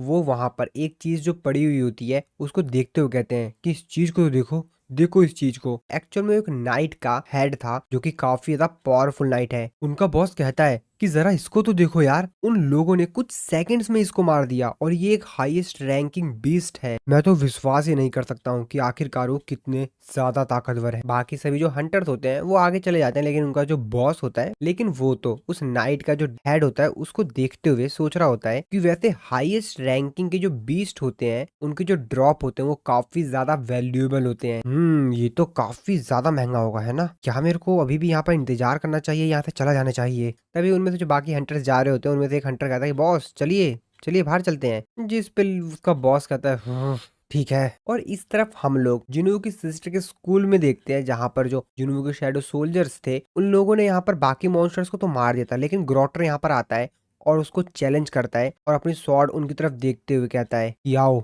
लड़ो मेरे से। बाकी सभी जो मॉन्स्टर्स बचे हुए होते हैं वो ग्रोटर यानी अपने बॉस को काफी ज्यादा उत्साह दे रहे होते हैं, कहते हैं ग्रोटर ग्रोटर ग्रोटर, फुल भाई जोश दे रहे होते हैं उस बेचारे को। अभी पता नहीं है भाई पिटने वाला ये, चढ़ा लो भाई तुम सर पे चढ़ा लो इसको अब। जिसके बाद ग्रोटर जिनको को जो शैडो सोलर टस्क होता है उससे कहता है कि जो ऑर्क के शरीर पर जो टैटूज होते हैं वो सिंबलाइज करते हैं, वो ये दर्शाते हैं कि उस ऑर्क ने कितनी ज्यादा बैटलें जीती हैं, और इससे ये प्रूव होता है कि आखिरकार कितने सारे वॉरियर्स को किल किया गया है और कितना ज्यादा ताकतवर है वो ऑर्क। और तुम लोगों के शरीर को देखकर लगता है कि तुमने कुछ को तो मारा ही है, तो चलो ठीक है तुम अपना जितना बेस्ट कर सकते हो उतना बेस्ट करना। आ जाओ हाई ऑर्क्स, तुमने इस फाइट को और भी ज्यादा थोड़ा सा इंटरेस्टिंग बना दिया है मेरे लिए तो। और ऐसा कहते ही इन लोगों के बीच फाइट स्टार्ट हो जाती है। तो ग्रोटर जो होता है वो जिन्हों के शैडो सोल्जर टस्क के ऊपर सबसे पहले अटैक करता है, और जो जिन्हों के बाकी शैडो सोल्जर्स होते हैं वो भी इस फाइट में एक साथ आ जाते हैं। तो यहाँ पर अकेला ग्रोक्टर और जिन्हों के जो बाकी तीनों शैडो सोल्जर होते हैं उनके बीच में पे फाइट होती है। ग्रोक्टर से कहता है तो तुम लोगों ने मेरी तलवार को ब्लॉक कर दिया, ये भी बुरा नहीं है लेकिन इतना भी बेहतरीन नहीं है। और फिर से वो उन लोगों के ऊपर काफी और तेजी से अटैक करता है। जिन्हों के शैडो सोल्जर्स उसके स्वॉर्ड के अटैक से घायल हो रहे होते हैं, लेकिन तुरंत हाथों हाथ वो लोग यहाँ पर रीजनरेट भी कर ले रहे होते हैं अपने शरीर को, यानी कि तुरंत हीलिंग कर ले रहे होते हैं बार बार। ग्रोक्टर को देखते हुए अपने मन में सोचते हुए कहता है कि क्या ये लोग किसी स्पेल के अंदर है क्या, इन लोगों के ऊपर क्या कोई स्पेल किया गया है, इससे कोई भी फर्क नहीं पड़ता है कि मैं इन लोगों को कितनी बार काट रहा हूँ, इसका कोई भी मतलब नहीं है, ये बार बार अपने आप को रीजनरेट कर ले रहे हैं। इसके जैसे पता नहीं कितनी बार कितने हजारों को मैंने ऐसे ही खत्म कर दिया है, लेकिन आज ऐसा क्यों नहीं हो रहा है। ग्रोक्टर के माइंड में एक आवाज गूंज रही होती है कि इंसानों को खत्म कर दो, इंसानों को खत्म कर दो। उसके दिमाग में ये बार बार बातें घूम रही होती है और उसका सर भी अब दर्द कर रहा होता है। ग्रोक्टर अपने मन में कह रहा होता है कि ये बहुत हो गया, ठीक है अब मेरे को ये फाइट खत्म करनी पड़ेगी जल्द से जल्द। और अगर ये लोग किसी स्पेल के द्वारा कंट्रोल किए जा रहे हैं, इनके ऊपर किसी प्रकार का मैजिक किया गया है, तो सबसे पहले मेरे को सॉर्सर को खत्म करना पड़ेगा जो कि इसके ऊपर स्पेल कर रखा है। क्या ये वही लड़की है? तो एक्चुअली वो जिन्हों की सिस्टर होता है उसको लगता है कि जिन्हों की सिस्टर ने सब कुछ किया हुआ है, तो उसको देखते हुए कहता है कि क्या ये वही है, ये लड़की बचेगी नहीं। और अपने बाकी साथियों से कहता है कि उस लड़की को पकड़ो। उसके जो बाकी साथी होते हैं वो जिन्हों के जो शैडो सोल्जर्स होते हैं उनके ऊपर एक साथ अटैक कर देते हैं। ग्रोक्टर उन लोगों को बताता है कि हाई ऑर्क्स पावरलेस हो जाते हैं जब वो अपने आप को रीजनरेट करते हैं, यानी कि हाई ऑक्स जब अपने आप को रीजनरेट कर रहे होते हैं, हीलिंग कर रहे होते हैं अपने आप को, तो वो लोग उस टाइम पर, उस पर्टिकुलर टाइम पर वो लोग पावरलेस होते हैं और उसी समय हमारे पास मौका है कि हम उसके ऊपर अटैक करें। और वो लोग ऐसा ही करते हैं, वो लगातार जैसे अपने आप को रीजनरेट कर रहे होते हैं उनके ऊपर काफी तेजी से, बहुत तेजी ज्यादा स्पीड से उनके ऊपर बार बार अटैक कर रहे होते हैं, जिसकी वजह से जिन्हों के शैडो सोल्जर्स चाह कर भी कुछ नहीं कर पा रहे होते हैं और उनको ब्लॉक कर लिया जाता है। लेकिन टस्क जो कि भाई बहुत ज्यादा ताकतवर है, उनको यार इन्होंने हल्के में ले लिया। तो टस्क जो बाकी मॉन्स्टर होते हैं उन लोग की भाई काफी अच्छे से पिटाई करता है। लेकिन हाँ उन मॉन्स्टर को ये बात भी पता लग गई थी कि इसको किस तरीके से हराना है, तो वो भी ये लोग अपने स्वॉर्ड से उसके ऊपर अटैक कर रहे होते हैं। और इस चीज का फायदा उठाकर जो ग्रोक्टर होता है डायरेक्टली जाकर जिन्हों की सिस्टर को पकड़ लेता है और उससे कहता है कि अच्छा तो वो तुम थी। वो जिन्हों की सिस्टर को देखते हुए कहता है कि मैं क्लियरली सेंस कर सकता हूँ कि तुम्हारे पास मैजिकल पावर्स है, तो अब तो मरो। और उसकी सिस्टर को मुंह दबाकर उसको खत्म ही करने वाला होता है। उसकी सिस्टर की भी काफी ज्यादा हालत खराब हो गई होती है, लेकिन तभी हम लोग दूर से आते हुए देखते हैं जिन्वू को। और जिन्वू भी काफी दूर है, लेकिन फिर भी ग्रोक्टर को एहसास हो जाता है कि कोई चीज बहुत ज्यादा पावरफुल उसके करीब आ रही है। उसके पूरे हाथ कांप रहे होते हैं और जैसे जैसे जिन्वू एकदम करीब आ रहा होता है उसके हाथ बहुत ज्यादा तेजी से कांप रहे होते हैं। उसको काफी ज्यादा डर लग रहा होता है और डर के मारे जिन्वू की सिस्टर को वो छोड़ता है। जिन्वू की सिस्टर नीचे जाके गिरती है और जिन्वू एकदम काफी ज्यादा क्लोज हो जाता है। जिन्हों की सिस्टर की जो फ्रेंड होती है उसके पास आती है और उसको संभालती है। और ग्रोक्टर जो कि काफी ज्यादा डर गया होता है, उसकी तो हालत खराब हो गई थी, वो कहता है कि कुछ कोई ऐसी चीज है जो कि मेरा सर वो मेरी तरफ ही आ रही है, बहुत ही ज्यादा डरावनी चीज। और जिन्वू एकदम क्लोज आ गया होता है। ग्रोक्टर अपने बाकी सभी साथियों को चिल्लाते हुए कहता है कि पीछे हटो सभी के सभी। लेकिन तब तक काफी ज्यादा देर हो गई होती है। जिन्वू वहां पर एंट्री लेता है, भाई इतनी तगड़ी एंट्री लेता है कि बेचारा यहाँ पर अब जिन्वू क्या एंट्री लेता है यार। जिन्वू जिस शैडो सोल्जर के ऊपर बैठ के आ रहा है ना,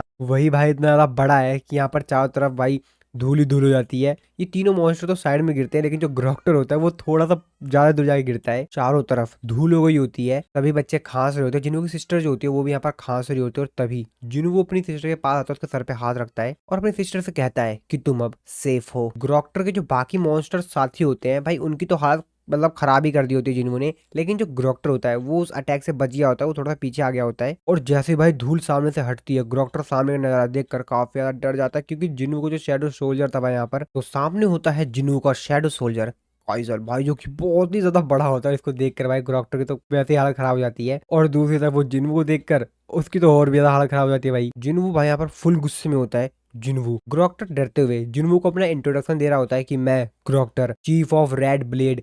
इसके आगे कुछ बोल पाता, तभी जिन्वू से कहता है कि तुम अपना मुंह बंद रखो और वहीं पर मेरा वेट करो। जिन्वू भाई फुल गुस्से में उसकी तरफ देख रहा होता है, तो ग्रोक्टर भी क्या करता है, वहीं पर ही शांत खड़ा रहता है। तो एक्चुअल में ग्रोक्टर भी भाई डर ही रहा होता है, उसकी भी हालत खराब होती है कि यार ये कहाँ से आ गया बंदा। अब जिन्वू अपनी सिस्टर से कहता है कि तुम अब सेफ हो। जिन्वू की सिस्टर जिन्वू को देखकर काफी ज्यादा रो रही होती है। जिन्वू से कहता है कि सॉरी मैं थोड़ा सा लेट हो गया। जिन्वू बाकी सभी स्टूडेंट्स से पूछता है कि सभी लोग ठीक हो तो हो ना। बाकी सभी स्टूडेंट्स कहते हैं कि हाँ हम ठीक हैं। जिन्वू की सिस्टर की जो फ्रेंड होती है उससे पूछता है कि सॉन्ग तुम ठीक तो हो ना, जिसपे वो भी कहते हैं कि हाँ मैं भी ठीक हूँ। जिन्वू अपने शैडो सोल्जर इग्रीज से कहता है कि जिन्हा और बाकी सभी लोगों का तुम ध्यान रखो, इसको मैं हैंडल करता हूँ। जिन्हों बाकी सभी स्टूडेंट्स से कहता है कि बाकी सभी स्टूडेंट्स नीचे जाकर आराम से स्कूल से बाहर चले जाइए। ग्रोक्टर जो कि भाई डर रहा होता है, लेकिन अब क्या ही कर सकता है भाई, बॉस है वो भी, तो वो थोड़ा सा हिलता ही है। तभी जिन्हों से कहता है कि मैं तुमसे बोला था ना कि हिलना मत। जिसके बाद बाकी सभी जो बच्चे होते हैं वो जिन्हों के शैडो सोल्जर कैजल की मदद से नीचे उतर जाते हैं। ग्रोक्टर जिन्हों से कहता है कि मैंने देखा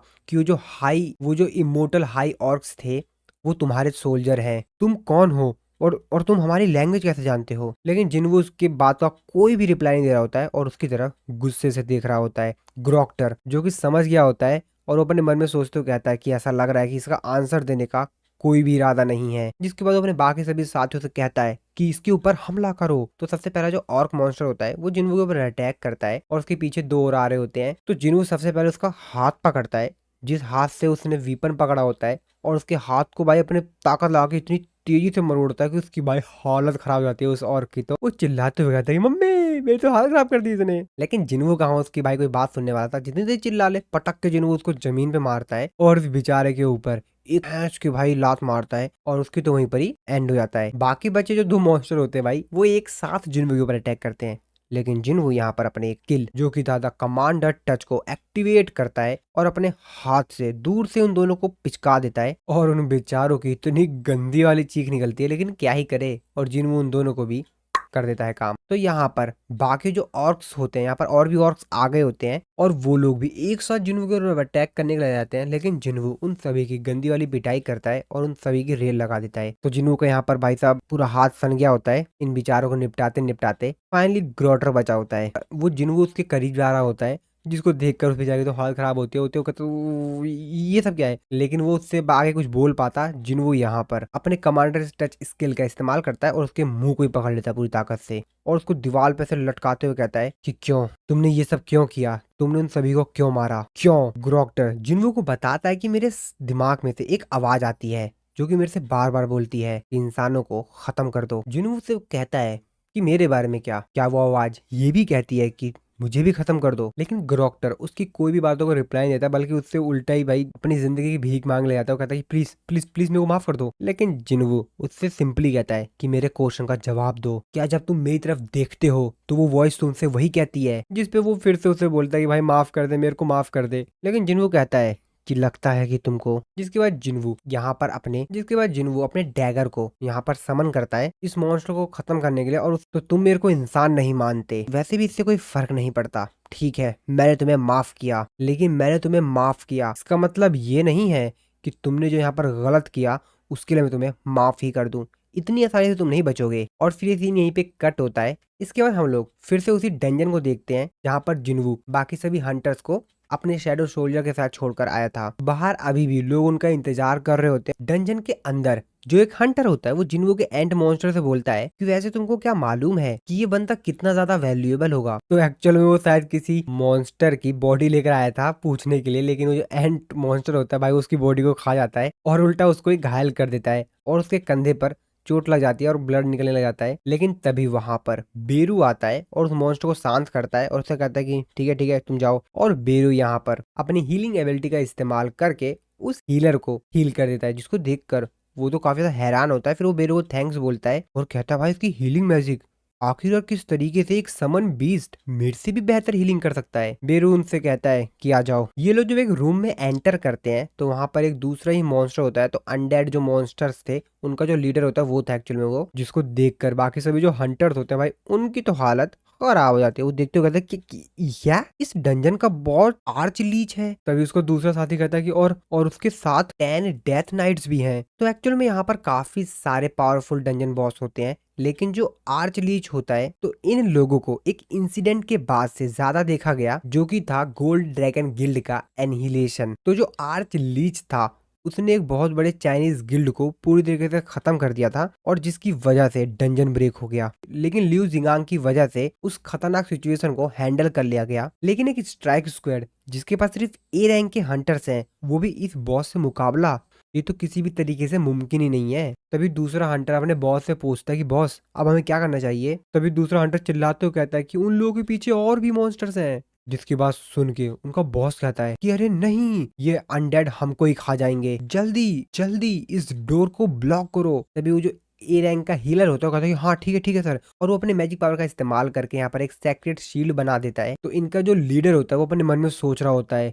कि हम लोगों के पास कोई भी ऑप्शन नहीं है, और मुझे नहीं लगता कि हम लोग यहाँ से जिंदा भी वापस जा पाएंगे बिना जिन्वू के। तभी वो हंटर जो कि अपनी मैजिकल पावर का इस्तेमाल करके वहाँ पे एक शील्ड बनाया था, वो कहता है कि बॉस जिस तेजी से ये लोग इसके ऊपर अटैक कर रहे हैं, मेरे को नहीं लगता कि हम लोग 5 मिनट से ज्यादा टिक पाएंगे। लेकिन तभी वहां पर एंट्री होती है बेरू की। बेरू को देखते ही वो जो अनडेड मॉन्स्टर का जो बॉस होता है वो कहता है कि तू बास्टर्ड, तो तुम ही हो आर्मी ऑफ शेडो। लेकिन किंग की पर्सनल आर्मी यहाँ पर अटैक करने के लिए क्यों आई है? जिसपे बेरू उसकी तरफ उंगली करते हुए कहता है कि हमको किंग के द्वारा चुना गया है और तुमको नहीं। जिसपे अनडेड मॉन्स्टर का जो बॉस होता है कहता है कि नामुमकिन, इम्पॉसिबल, मैं किंग से खुद बात करूंगा। लेकिन बेरू उसके करीब आता है और उसको एक पंच हिट करता है और उससे कहता है तुम ऐसे किसी से बहुत कुछ कहना चाह रहे हो जो कि मरने वाला है। एक ही पंच हिट करता है और वो पंच इतना ज्यादा तेज होता है कि वो पूरी तरीके से डिस्ट्रॉय हो जाता है। साथ ही में उसके आसपास जितने भी अनडेड आर्मी के सोल्जर्स होते हैं वो सभी लोग भी खत्म हो जाते हैं। अब ये चीज देखकर बाकी सभी जो हंटर्स होते हैं वो तो काफी ज्यादा हैरान होते हैं कि इसने आर्च लीच को सिर्फ एक ही पंच में खत्म कर दिया, साथ में इसके जो आर्मी थी उसको भी। जिसके बाद बेरू काफी ज्यादा तेजी से चिल्लाता है क्योंकि उसने उसको हरा दिया है तो भाई उसका जश्न भी मनाएगा, तो इसीलिए काफी ज्यादा तेजी से चिल्लाता है। जिसको देखकर हंटर का लीडर जो होता है वो कहता है मैं जानता था कि ये स्ट्रांग है, लेकिन ये इतना स्ट्रांग होगा ये मुझे भी नहीं मालूम था। और अगर जिन्वू के पास ऐसे सोल्जर्स हैं तो जिन्वू को तो गेट के अंदर एक स्टेप रखने की भी जरूरत नहीं है, वो तो बिना कदम रखे ही पूरे गेट को क्लियर कर सकता है। उसको बस अपने जो ये सोल्जर्स हैं इनको भेजना है और पूरा डंजन क्लियर हो जाएगा। वो अपने मन में सोचते हो कहता है, लेकिन हाँ जिन्वू अपने सारे के सारे जो समन बिस्ट है उनको एक बार में कमांड नहीं कर सकता क्योंकि इसमें उसकी माना काफी ज्यादा तेजी से घटती होगी। लेकिन फिर भी दूर से जज करना कि कितना ज्यादा स्ट्रांग है ये तो मैं बिल्कुल ही सोचने वाला हूँ। अब अगर जिन्वू अपने आर्मी के सिर्फ आधे हिस्से को भी बुलाए तब भी जिन्वू की जो वो आर्मी होगी वो बाकी जो मेजर गिल्ड है उससे बहुत ही ज्यादा पावरफुल होगी। अब मुझे एग्जैक्टली नहीं मालूम कि आखिरकार वो कितना ज्यादा ताकतवर है। तभी उन्हीं हंटर्स में से जो एक हंटर होता है वो कहता है कि बॉस हमको इस समय को गंवाना नहीं चाहिए, हमको जिन्वू के गिल्ड को एक्वायर कर लेना चाहिए। जिसके बाद सुन के उसका लीडर कहता है कि एक्वायर, क्या बकवास कर रहे हो, हमको इसको अलायंस करना चाहिए, उसके साथ हमको गठबंधन बनाना है। जिसपे वो हंटर कहता है क्या सीरियस बॉस, मैं तो सिर्फ जोक कर रहा था क्योंकि जो नजारा मैंने आज देखा मुझे नहीं लगता कि उसको हमारे मदद की जरूरत भी होगी। जिसपे उसका बॉस कहता है कि तुम्हें मालूम है कि डंजन के अंदर एंटर करने के लिए कुछ रूल्स भी होते हैं और सिर्फ सांग जिन वू के लिए रूल्स को ब्रेक तो नहीं किया सकता ना। जिसपे वो हंटर कहता है मैं समझा नहीं। उसका बॉस उसको बताता है कि जैसा कि तुमको मालूम होगा कि डंजन को क्लियर करने के लिए मिनिमम हंटर्स की रिक्वायरमेंट होती है और जिन्वू अपने समन बीस्ट के दम पर तो डंजन के अंदर जा नहीं पाएगा क्योंकि वो तो उसको पहले जो उसको मिनिमम रिक्वायरमेंट है उसको पूरी करनी होगी। और ये रूल काफी ज्यादा स्ट्रिक्ट है, कोई भी इस रूल को तोड़ नहीं सकता है। जो बेसिक रिक्वायरमेंट्स है उसको तो फुलफिल करना ही पड़ेगा ना। जिसपे वो हंटर कहता हो मैं समझ गया बॉस, वो इतना ताकतवर होगा कि वो डंजन को अकेला ही अपने दम पर क्लियर कर सके, लेकिन उसको अंदर जाने के लिए, लेकिन उसको डंजन के अंदर एंटर करने के लिए मिनिमम हंटर्स की रिक्वायरमेंट्स तो होगी ही। ये तो हमारे लिए विन विन सिचुएशन हो गई ना। लेकिन फिर भी हमको उसको मनाना तो पड़ेगा ही ना। दूसरी तरफ हम लोग जिन्हों की सिस्टर का जो स्कूल होता है जहाँ पर सारा कारनामा हुआ होता है वहाँ का सिचुएशन दिखाई जाती है, जहाँ पर उनके जो पेरेंट्स होते हैं बच्चों के वहाँ पर आ जाते हैं। न्यूज़ रिपोर्टर्स, हंटर गिल्ड्स के जो बाकी हंटर्स होते हैं और भी सभी लोग वहाँ पर आ जाते हैं और यहाँ पे काफ़ी सारे स्टूडेंट्स मर गए होते हैं।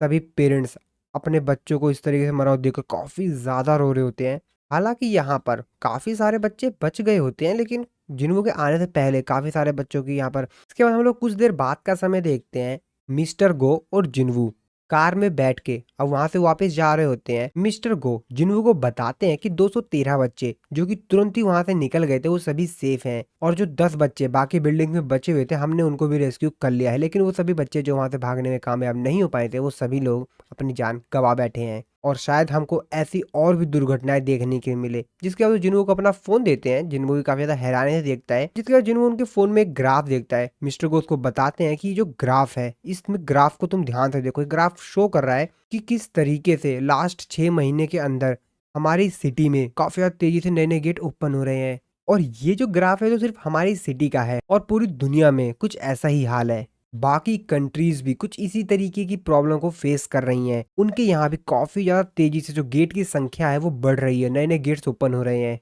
लेकिन हाँ, सिर्फ यही नहीं है जो कि बिल्कुल ही अजीब हो रहा है। एक और चीज है, जिस तरीके से गेट्स के जो नंबर्स हैं वो काफी ज्यादा तेजी से बढ़ रहे हैं और उसी की दूसरी तरफ जो अवेक्ड हंटर्स हैं वो भी हमको काफी सारे देखने के लिए मिल रहे हैं। काफी सारे लोग इवैल्यूएशन करवा रहे हैं और उसके बाद वो लोग अवेक्ड हो रहे हैं। दूसरी सरल भाषा में कहा जाए तो जिस तरीके से नंबर ऑफ गेट्स काफी ज्यादा तेजी से बढ़ रहे हैं उसी तरीके से हंटर्स की जो संख्याएं हैं वो भी काफी ज्यादा तेजी से बढ़ रही हैं।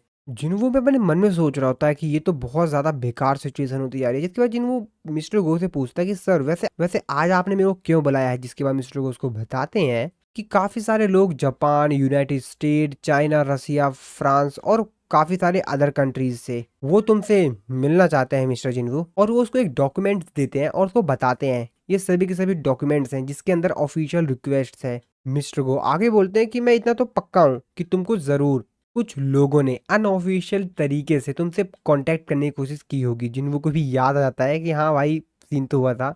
और अगर मैं एकदम सच बताऊं तो हंटर एसोसिएशन के पास भी इतनी पावर्स नहीं है कि वो उनको रोक सके। हम सिर्फ तुम्हारी जो पर्सनल इंफॉर्मेशन है उसको प्रोटेक्ट कर सकते हैं अगर तुम रिक्वेस्ट करो तो। और तुम उनसे मिलना चाहो या ना मिलना चाहो ये तो सिर्फ तुम्हारे ऊपर है। और अगर तुम कोरिया को लीव करना चाहते हो, छोड़ना चाहते हो, तो मुझे डर है कि शायद हमारी जो कंट्री है वो तुम्हारे इस तरीके से चले जाने से यहाँ से जो यहाँ पे दुर्घटनाएं हो रही हैं शायद उसको अच्छे से अडेप्ट ना कर पाए। जिसके बाद वो जिन्वू को एक हॉस्पिटल के आगे छोड़ देते हैं और मिस्टर को उसको बताते हैं कि ये वही हॉस्पिटल है जहाँ पे तुम्हारी सिस्टर को लाकर एडमिट किया गया है। जब जिन्वू वहां से जा रहा होता है तो मिस्टर को उससे बोलते हैं कि मिस्टर जिन्वू कि मेरे पास जितनी पावर है उसके हिसाब से जो कुछ भी हो सकता है, जितने भी रिसोर्सेज हो सकते हैं मैं वो आपको प्रोवाइड करवा दूंगा, लेकिन प्लीज आप यहीं पे रहिएगा। हमारी कंट्री के पास 10 ऑफिशियल एस रैंक के हंटर्स थे आपको मिलाकर। उनमें से 3 को हमने खो दिया है, 2 बीस्ट के हाथों मारे गए और 1 ने यूनाइटेड स्टेट चला गया। और हंटर एसोसिएशन इस मैटर को इग्नोर नहीं कर सकता। हम अपनी पूरी कोशिश कर रहे हैं कि ऐसा ना हो। तो प्लीज मिस्टर जिन्वू आप हमको बताइएगा अगर आपको कोई भी प्रॉब्लम हो तो। जिन्वू थोड़ा सोचता है, फिर वो रिप्लाई देता है और कहता है कि अगर ऐसी बात है तो मैं चाहूंगा कि मैं हाई रैंक के जो गेट्स हैं उसके अंदर अकेला जाऊं। तो क्या आप मेरे लिए ऐसा कर सकते हैं। मिस्टर को उससे कहते हैं क्या तुम मेरे से ये कहना चाहते हो कि जो मिनिमम कैपेसिटी रिक्वायरमेंट है। जिन्वू कहता है कि हाँ। मिस्टर को उसको बताते हैं कि जो लॉ बनाया गया है वो हंटर्स की सेफ्टी के लिए बनाया गया है और ये हमको जो खतरनाक चीजें डंजन में से आती हैं या डंजन के अंदर जब कोई जाता है तो काफी ज्यादा बड़ी दुर्घटना ना हो जाए उससे बचाती है। इससे हंटर्स की जो जान है वो भी बचती है। तभी मिस्टर को कहते हैं एक मिनट, तो इसका मतलब इसीलिए तुमने अपना खुद का गिल्ड बनाया। जिन्वू कहता है कि बिल्कुल। जिन्वू उनसे कहता है कि मैं आपसे बहुत कुछ पूछ रहा हूँ है ना। मिस्टर गो अपने मन में सोच रहे होते हैं कि 1 मैन स्ट्राइक स्क्वाड ये काफी कठिन होगा लेकिन नामुमकिन तो नहीं होगा। जिसपे मिस्टर को कहते हैं कि ठीक है ये तुम मेरे ऊपर छोड़ दो। दूसरी तरफ योजिन की कजन जिसका फोटो शूट चल रहा था वो कंप्लीट हो जाता है और तभी उसके पास योजिन की कॉल आती है। योजिन जो कि अपनी कजन सिस्टर से कहता है कि क्या तुम मेरा गिल्ड ज्वाइन करना चाहोगी। हम तुमको यहाँ पर कोई भी काम नहीं देंगे, तो तुम मेरे फादर के गिल्ड के एम्बेसडर बनने की जगह तुम मेरे गिल्ड को ज्वाइन कर सकती हो। जिसपे उसकी कजन कहती है कि ये सभी गिल्ड के साथ क्या बातचीत चल रही है यहाँ पर, ये सब छोड़ो, क्या तुमको ये मालूम है कि जिन कोरिया से वापस आएगी नहीं। यूजिन कहता है कि हाँ बिल्कुल मेरे को मालूम है, आखिरकार वो मेरी ओल्डर सिस्टर है, लेकिन हम लोगों को एक और फाउंडिंग मेंबर चाहिए अपने गिल्ड के लिए। जिसपे उसकी कजन सिस्टर कहती है कि क्या तुम मेरे को एक ऐसे गिल्ड को ज्वाइन करने के लिए कह रहे हो जो कि अभी तक बना भी नहीं है। योजिन तुम कंफर्म तो हो ना, कहीं कोई इंसान तुमको बेवकूफ तो नहीं बना रहा है, देख लेना कहीं वो तुम्हारे साथ स्कैम कर रहा हो। जिसपे यूजिन को कहता है कि हाँ हाँ बिल्कुल क्यों नहीं, अगर मैं तुमको उस स्कैम बनाने वाले बंदे का नाम बताऊंगा तो तुम शायद शॉक हो जाओगे उसका नाम सुनकर। जिसपे उसकी कजन सिस्टर से कहती है कि कौन है वो। इसके बाद हम लोग कुछ देर समय बाद का सीन देखते हैं जहाँ पर जिनवू भी आ गया होता है गिल्ड में वापस। जिनवू यूजिन से बोलता है कि अच्छा तो ये वही है जिससे तुम मेरे से बात कर रहे थे, तो तुम इससे ही मिलवाना चाहते थे मेरे को। यूजिन इंट्रोडक्शन देते हुए कहता है कि हाँ बिल्कुल सर, ये मेरी कजन है यो शोइन, और ये एक सर्टिफाइड ए रैंक की हंटर है।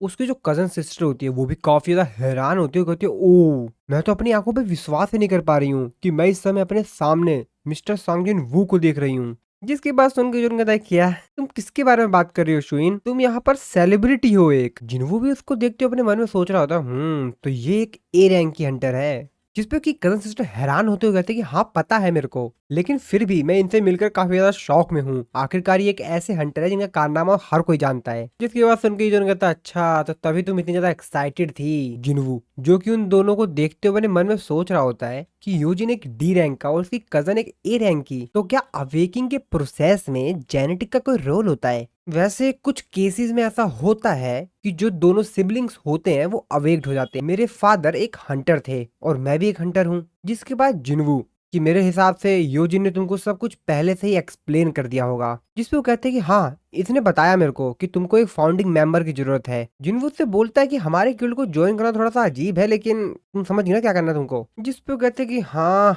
कुछ भी चलेगा, यो जिन सुंग के साथ काम करने से तो बेहतर ही है। जिसपे जिनवू कहता है योजिन सुंग अब ये कौन है। योजिन जिनवू के पास आता है, उसके कान में बताता है कि एक्चुअल में ये मेरा ओल्डर ब्रदर है सर। तभी शोयून जिनवू से बोलती है कि क्या वैसे मैं एक सेल्फी ले सकती हूँ आपके साथ, ताकि मैं सोशल मीडिया पे इसको पोस्ट कर सकूं, अगर आपको कोई दिक्कत ना हो तो। दूसरी तरफ हम लोग हंटर एसोसिएशन में एक मीटिंग को देखते हैं। वो मिस्टर गो के ऊपर चिल्ला रहा होता है, उनको कह रहा होता है तुम पागल हो गए हो क्या, तुम चाहते हो कि हम समन बीस्ट को एक स्ट्राइक स्क्वाड के मेंबर की तरह मान लें। ये बिल्कुल बेकार की बात है और इसमें कोई भी सेंस नहीं है। हम इस बात को सिर्फ इसलिए माने क्योंकि सांग जिन वो ने अपनी खुद की एक गिल्ड बना ली है, और अगर ये एक प्रेफरेंशियल ट्रीटमेंट नहीं है तो मुझे नहीं मालूम। हंटर एसोसिएशन इसलिए एग्जिस्ट करता है क्योंकि वो सभी हंटर्स की भलाई चाहता है, ना कि सिर्फ सांग जिनवू की। तो प्लीज आप मुझे खुद ही समझाइए कि क्या है ये सब। जिसपे मिस्टर गोन से कहते हैं कि यस आप सही कह रहे हैं, ये एक प्रेफरेंशियल ट्रीटमेंट है। यहाँ पर उपस्थित यहाँ पर आए सभी लोगों से मैं एक क्वेश्चन पूछना चाहूंगा, सभी लोगों से, आप एक ऐसे ऑप्शन के साथ जाना चाहेंगे जहाँ पर एक पूरे स्ट्राइक स्क्वाड में 20 ए रैंक के हंटर्स हों, या एक ऐसा स्ट्राइक स्क्वाड सिर्फ जिसमें जिनवू हो। अगर आप इन दोनों टीम में से किसी एक को जहाँ पे डंजन ब्रेक हुआ है, जो डंजन ब्रेक जोन है वहां पर भेजोगे, तो आप किस टीम को भेजना चाहोगे। आप ही चॉइस कीजिए, आप किसको भेजना चाहेंगे। एक ऐसी टीम जिसमें 20 ए रैंक के हंटर हैं और एक ऐसी टीम जिसमें सिर्फ एक हंटर है। सेनेटर मैंने सुना है कि तुम रिसेंटली एक नए अपार्टमेंट गए हो जो कि हंटर गिल्ड के पास है। वैसे हंटर गिल्ड के पास जाने का, वहां पे अपार्टमेंट लेने का कोई तुम्हारा रीजन है क्या, मतलब कोई वजह तो रही होगी ना। वैसे देखा जाए तो उस जगह के जो प्राइस है हाउस के वो भी काफी ज्यादा हाई है। इस पे सेनेटर कहता है कि ये टॉपिक कहाँ से आ गया, ये टॉपिक इस टॉपिक से कोई भी रिलेट नहीं करता है। जिसपे मिस्टर वो कहते हैं कि कहीं ये कोई सेफ्टी रीजन की वजह से नहीं है ना, ऐसा कुछ नहीं, मैं तो बस पूछ रहा हूँ। जिसपे मिस्टर को कहते हैं कि यही सेम चीज इस कंट्री के जितने भी लोग हैं उन सब पे भी लागू होता है सेनेटर। हर कोई जिसके पास पैसे हैं वो किसी ऐसी जगह पे जाना चाहता है जहाँ पर वो सेफ रहे। इस दुनिया में जितने भी गिल्ड हैं वो सभी के सभी मिस्टर सांग जिनवू को चाहते हैं। वो चाहते हैं कि मिस्टर जिनवू उनका गिल्ड ज्वाइन कर ले। तो क्या तुमको सही में लगता है कि जिनवू यहाँ पर कोरिया में रुकेगा? अगर हम उसके साथ कॉम्प्रोमाइज नहीं करते हैं तो हमको ये करना पड़ेगा ताकि वो हमारे पास ही रहे। मैं तुमसे पूछता हूँ कि क्या तुम एक ही मिस्टेक को 2 बार करना चाहोगे सेनेटर? क्या तुमको याद है वांग डोंग सू जो कि अमेरिका चला गया? और अगर इस टाइप का प्रेफरेंशियल ट्रीटमेंट तुमको अनरीजनेबल लग रहा है, बेमतलब का लग रहा है, तो मैं तुमसे पूछना चाहूंगा कि तुम्हें क्या सोच रहे हो, तुम्हारी जिंदगी कौन बचाएगा अगर फिर से एक एस रैंक का गेट कोरिया में अपेयर हुआ तो। दूसरी तरफ हम लोग मिस चाइन को देखते हैं जो कि उसी पोस्ट को देख रही होती हैं जो कि शियोन ने अपलोड की थी, और जब वो यहाँ पर उसका टाइटल पढ़ती हैं कि मेरा पहला दिन एजिन गिल्ड में, और ये चीज देखकर मिस चाइन की तो होश ही उड़ जाते हैं। और इस सीन के साथ हमारा ये वाला जो एपिसोड यहाँ पर खत्म होता है। इस एपिसोड की शुरुआत में हम लोग जिन्वो को देखते हैं जो कि अपनी सिटी में ओपन एक और नए गेट के सामने खड़ा होता है जो कि एक हायर लेवल का गेट होता है। तो असल में जिन्वो आज अपने गिल्ड के पहले रेड पे आया हुआ था। तो जैसा कि आप लोगों को मालूम है कि जिन्वो के जो गिल्ड का नाम है वो एजिन गिल्ड, तो उसी एजिन गिल्ड के जो पहली रेड है उस पर जिन्वो आज आया हुआ था, और जिन्वो अपने साथ योजिन को भी लाया था। तो जैसा कि हमने लास्ट वाले एपिसोड में देखा था कि मिस्टर गो जो होते हैं वो हंटर एसोसिएशन के बाकी सभी मेंबर को बताते हैं और उनसे रिक्वेस्ट करते हैं कि जिन्वो को एक एक्सेप्शन छूट दी जाए, उसको अकेले ही किसी भी गेट के अंदर जाने की परमिशन दे दी जाए। तो हम लोग योजिन को देखते हैं जो कि काफी ज्यादा हैरान होता है क्योंकि इनके सामने जो गेट होता है वो बहुत ही ज्यादा बड़ा होता है। योजिन इसको देखते हुए कहता है कि ये तो बहुत बड़ा है, मैंने इससे पहले ऐसी चीज कभी नहीं देखी है सर, ये गेट तो बहुत बड़ा है। जिन्वो भी उस गेट की तरफ देखते हुए सोच रहा होता है, जिसके बाद वो योजुन से बोलता है कि चलो चलते हैं। लेकिन जिन्वो गेट के अंदर जा पाता उससे पहले ही आसपास जो रिपोर्टर्स खड़े होते हैं, मीडिया वाले खड़े होते हैं, वो जिन्वो से काफी सारे सवाल पूछते हैं। जिन्वो से कहते हैं कि मिस्टर जिन्वो इधर देखिए, तो आप अपने एजिन गिल्ड के पहले रेड पे जा रहे हैं, तो आज आपको कैसा लग रहा है? वैसे आपने अपने गिल्ड का नाम एजिन क्यों रखा? और आपके गिल्ड में जो फाउंडिंग मेंबर्स हैं उनके साथ आपका क्या रिलेशनशिप है? जैसे कि शोयुन, तो शोयुन आप लोगों को मालूम होगा कि वो योजिन की कजन सिस्टर है जो कि जिन्वो की गिल्ड में एक फाउंडिंग मेंबर के तौर पर ज्वाइन हुई है। और भी मीडिया वाले जो होते हैं वो काफी सारे जिन्वो से सवाल पूछते हैं लेकिन जिन्वो उनका कोई जवाब नहीं देता है। तभी मिस्टर वू जो होते हैं वो जिन्वो से कहते हैं कि मिस्टर जिन्वो, लेकिन उसको आगे कुछ कह पाता है। तभी जिन्वो उनसे कहता है कि मिस्टर वू, मैंने सोचा था कि हंटर एसोसिएशन मेरी जो पर्सनल इन्फॉर्मेशन है उसको प्राइवेट रखेगा, ये सब क्या है फिर? मिस्टर वो उससे कहते हैं कि पर्सनल इन्फॉर्मेशन प्रोटेक्ट करने का मतलब ये था कि हम आपकी पर्सनल इन्फॉर्मेशन को प्रोटेक्ट करेंगे। और वैसे भी पब्लिकली लोगों को ये पता चल जाता है कि किस जगह पे गेट ओपन हुआ है, तो वो लोग वैसे भी वहां पहुंच जाते हैं। और दूसरी बात, आज से आप इस बात का ध्यान रखिएगा कि सोशल मीडिया पे जब आप कोई भी पोस्ट करें तो थोड़ा सा सोच समझ के कीजिएगा। जिन्हों भी थोड़ा सा मुस्कुराता है तो जिन्हों को भी पता चल गया, जिन्हों कहता है ओह तो आप उस इंस्टाग्राम के पिक्चर की बात कर रहे हैं, हाँ ठीक है, अगली बार से मैं इस बात का ध्यान रखूंगा। तभी योजिन जिन्हों से कहता है, सर क्या आपको नहीं लगता कि हम लोग को हॉलिंग टीम और माइन टीम को भी बुला लेना चाहिए, क्योंकि मुझे तो नहीं लगता कि मैं अपने दम पर ही सब कुछ हैंडल कर पाऊंगा। यो जिन्वो से कहता है कि चिंता मत करो, मेरे जो शैडो सोल्जर्स हैं वो सारे काम कर लेंगे जो भी वहां पर करना होगा अंदर, तुम उसकी चिंता बिल्कुल भी मत करो। मिस्टर वू जिन्वो के जो बाकी सभी शैडो सोल्जर्स होते हैं उनको देखते हुए कहते हैं कि वाओ, यहाँ पे जितने भी समन बीस्ट्स हैं ये बी रैंक या उससे ज्यादा हायर लेवल के हैं, और जिन्वो का जो ये स्क्वाड है ये ए रैंक के गेट के जो एंट्री परमिट है उसकी जो क्वालिफिकेशन है उससे ज्यादा क्वालिफाइड है। ये सबको बेवकूफ बना रहा है। जो लोग भी इस चीज पे बहस कर रहे हैं कि ये एक प्रेफरेंशियल ट्रीटमेंट है या नहीं, जिसके बाद मिस्टर को जिन्वो से कहते हैं कि ठीक है, मैंने सब कुछ चेक कर लिया है, सब कुछ सही है, आप अंदर जा सकते हैं। लेकिन और मिस्टर वू भी यहाँ पर अपनी ड्रेस को उतार के दूसरी ड्रेस पहन रहे होते हैं, जिसको देखकर जिन्वो और योजिन काफी ज्यादा हैरान होते हैं। वो लोग भी उसको बड़े ही हैरानी से देख रहे होते हैं कि हम उनको भी नहीं मालूम कि ये क्या हो रहा है। तभी मिस्टर वू जो होते हैं वो रेड पे जाने की जो ड्रेस होती है उसको पहन लेते हैं, जिसके बाद वो जिन्वो को बताते हैं कि चेयरमैन ने मेरे को ऑर्डर दिया था कि मैं तुम्हारी रेड को ऑब्जर्व करूं। वो भी जानना चाहते थे कि ये जो तुम्हारा आइडिया है, ये जो आइडिया है वो क्या सही में सही भी है या नहीं, ये सेफ आइडिया है कि नहीं। वैसे तुम्हें कोई परेशानी तो नहीं है ना अगर मैं सर्विलेंस टीम के एक रिप्रेजेंटेटिव के तौर पर आज तुम्हारे साथ चलूं, सिर्फ आज के लिए? जिन्वो उसकी तरफ देखते हुए कहता है कि मुझे कोई दिक्कत नहीं है, आप तो ठीक है ना मिस्टर वू। तो एक्चुअल में भाई यहाँ पर जो जिन्वो था उसे तो हम लोग को मालूम है भाई उसे क्या ही प्रॉब्लम होगी, क्योंकि इससे पहले ही वो काफी सारे हाई लेवल के मॉन्स्टर से तो पहले ही लड़ चुका है, कहीं मिस्टर वू को कोई दिक्कत ना हो, इसलिए जिन्वो उनसे पूछा था मिस्टर वू। अब वो भी थोड़ा सा कंफ्यूज होते हैं कि जिन्वो ने उनको ऐसा क्यों कहा। इसके बाद हम लोग कुछ मिनट बाद का सीन देखते हैं। तो एक्चुअल में ये लोग उस गेट के अंदर आ चुके थे। मिस्टर वू सामने का नजारा देखकर काफी ज्यादा हैरान होते हैं, उनका तो पूरा शरीर कांप रहा होता है, साथ ही उनके पूरे शरीर से भाई पसीने निकल रहे होते हैं। इसके बाद हम लोग सामने का सीन देखते हैं। तो असल में यहाँ पर जो कि ए रैंक के मैजिक बीस्ट थे नागा, उनको जिन्वो के जो शैडो सोल्जर्स थे वो उनकी पिटाई कर रहे थे।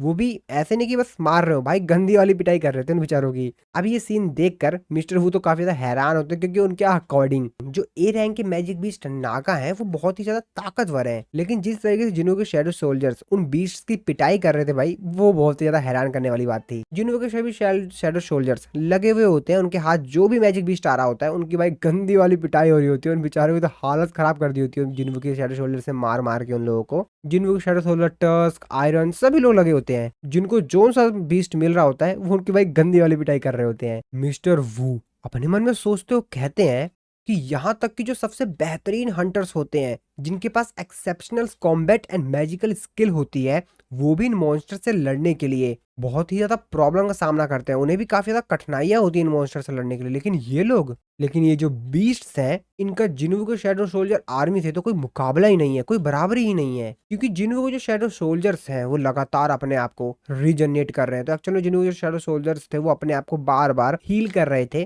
तो जैसे ही वो मॉन्स्टर जिन्हों के शैडो सोल्जर्स को थोड़ा सा भी घायल कर रहे थे, वो अपने आप को तुरंत हील कर ले रहे थे, फिर रीजनरेट कर लेते अपने आप को और फिर उनकी पिटाई कर रहे थे। मिस्टर वो आगे कहते हैं, लेकिन उनमें से एक स्पेशली ये वाला, तो वो यहाँ पर इग्रीस की बात कर रहे थे। तो जैसा कि आप लोगों को मालूम है, जिन्हों को जो शैडो सोल्जर इग्रीस है वो स्वॉर्ड मैन है, वो काफी ज्यादा शार्प है। उसकी जो स्वॉर्ड मैन की जो स्किल है उसमें, तो अपनी जो स्वॉर्ड स्किल थी उसकी मदद से यहाँ पर जितने भी मॉन्स्टर्स थे भाई, उनमें से मतलब बहुत सारे मॉन्स्टर्स थे, उनको एक ही बार में काफी ज्यादा तेजी से स्वॉर्ड घुमा रहा था और भाई सबको एक ही बार में खत्म कर दे रहा था। मिस्टर वो अपने मन में सोचते हो कहते हैं कि सिर्फ हाईएस्ट लेवल के जो मेज होते हैं, सिर्फ वही लोग लाइटनिंग मैजिक का इस्तेमाल कर सकते हैं, लेकिन ये जिस तरीके से जितनी बार भी अपनी स्वॉर्ड को घुमा रहा है, हर बार काफी ज्यादा पावरफुल है। और जिन्हों का शैडो सोल्जर इग्रीस, उसके सामने काफी सारे मॉन्स्टर्स आ जाते हैं और वो अपनी स्वॉर्ड घुमाता है, उसमें से भाई लाइटनिंग की स्पीड से लाइट निकलती है और जितने भी मॉन्स्टर्स उसकी स्वॉर्ड के सामने आ रहे होते हैं उन सबको एक ही बार में खत्म कर देता है। मिस्टर वू ये नजारा देखकर काफी ज्यादा हैरान होते हैं भाई, उनके पूरे शरीर से पसीने छूट रहे होते हैं। अपने मन में सोच रहे होते हैं कि क्या ये एक ए रैंक का है? नहीं नहीं नहीं नहीं, जरूर ये उससे ज्यादा हायर रैंक का होगा। क्या मैं इससे जीत भी पाऊंगा अगर मैं 1-on-1 फाइट करूं तो इससे? अब मुझे तो भाई ये समझ में ये नहीं आ रहा है कि मिस्टर वो ऐसा सोच ही क्यों रहे हैं। भाई अगला एक स्ट्राइक मार रहा है और उतने सारे मॉन्स्टर्स को निपटा दे रहा है, तभी वहां पर जो एक मॉन्स्टर की बॉडी पड़ी हुई होती है, उसके बाद जिन्हों को जो एक शैडो सोल्जर होता है एंट मॉन्स्टर में से, वो आता है और उसको खाने लगता है। जिन्हों तभी उसके पास आता है और उसको खींच के भाई एक किक मारता है और वो बेचारा जो जिन्हों को शैडो सोल्जर होता है काफी ज्यादा दूर जाके गिरता है। उसको जिन्हों कहता है कि मैं तुमसे कहा था ना कि इनको खाना मत। तुमको कोई आइडिया भी है जो बीस्ट के कॉर्प्स हैं ये कितने ज्यादा वैल्यूएबल हैं? और जिन्हों के बाकी जो शैडो सोल्जर्स होते हैं यहाँ पर माइनिंग वगैरह कर रहे होते हैं क्रिस्टल की, जिन्होंने उन लोगों को चिल्लाते हुए कहता है कि और तुम सभी लोग जल्दी जल्दी उन माना क्रिस्टल की माइनिंग करो। मिस्टर वू अपने मन में सोच रहे होते हैं कि जिन्वू इतना ज्यादा कैपेबल है कि ए रैंक के डंजन को क्लियर कर सकता है, माना क्रिस्टल को माइनिंग कर सकता है, और भी जो कुछ भी डंजन के अंदर मिलता है वो सब कुछ अकेला अपने दम पे कर सकता है। ये कोई वन मैन स्ट्राइक स्क्वाड नहीं है, ये तो उससे भी ज्यादा बढ़कर है। मिस्टर वो कहते हैं कि अब मैं समझा कि मेरे से इसको आज ऑब्जर्व करने के लिए क्यों कह रहे थे। और तभी उन लोगों के सामने एक बहुत बड़ा मॉन्स्टर आ जाता है। तो एक्चुअली वो इस डंजन का बॉस था जो कि काफी ज्यादा बड़ा था। तभी जिन्वू अपने बाकी सभी शैडो सोल्जर्स से कहता है कि जो काम कर रहे हैं वो काम में ध्यान दो, वो काम करते रहो, और जो लोग नहीं कर रहे हैं वो वापस आ जाओ फटाफट। और ऐसा ही होता है, जो उसके शैडो सोल्जर्स काम कर रहे होते हैं वो अपना काम कर रहे होते हैं, क्रिस्टल की माइनिंग कर रहे होते हैं और भी जो भी काम कर रहे होते हैं, और जो बाकी शैडो सोल्जर उसके फ्री होते हैं उन लोगों को वापस बुला लेता है। जिसको देखकर मिस्टर को तो और भी ज्यादा हैरान हो जाते हैं। वो जिन्वू से कहते हैं कि आखिरकार तुम सभी को वापस क्यों बुला रहे हो? तुम्हारे जो समन बीस्ट्स हैं वो इतने ज्यादा ताकतवर हैं कि वो बॉस को अपने दम पर खत्म कर सकें। जिसपे जिन्वू अपना डैगर निकालते हुए मिस्टर वू से कहता है कि शैडो सोल्जर्स पे ज्यादा रिलाई करना, ज्यादा डिपेंडेंट होना मुझे आलसी बना देगा। और अपना डैगर लेकर काफी ज्यादा तेजी से वो जो इस डंजन का बॉस होता है उसके ऊपर अटैक कर देता है। जिन्वू काफी ज्यादा तेजी से उसके ऊपर चढ़ता है और काफी ज्यादा स्पीड से उसके सर के पास जाता है और वहां पे कट लगाता है और उसको खत्म कर देता है। अब भाई ये वाला नजारा देखकर मिस्टर वू के तो होश ही उड़ जाते हैं, क्योंकि भाई जिन्वू ने यहाँ पर एक ही हिट में उस बॉस को हरा दिया था।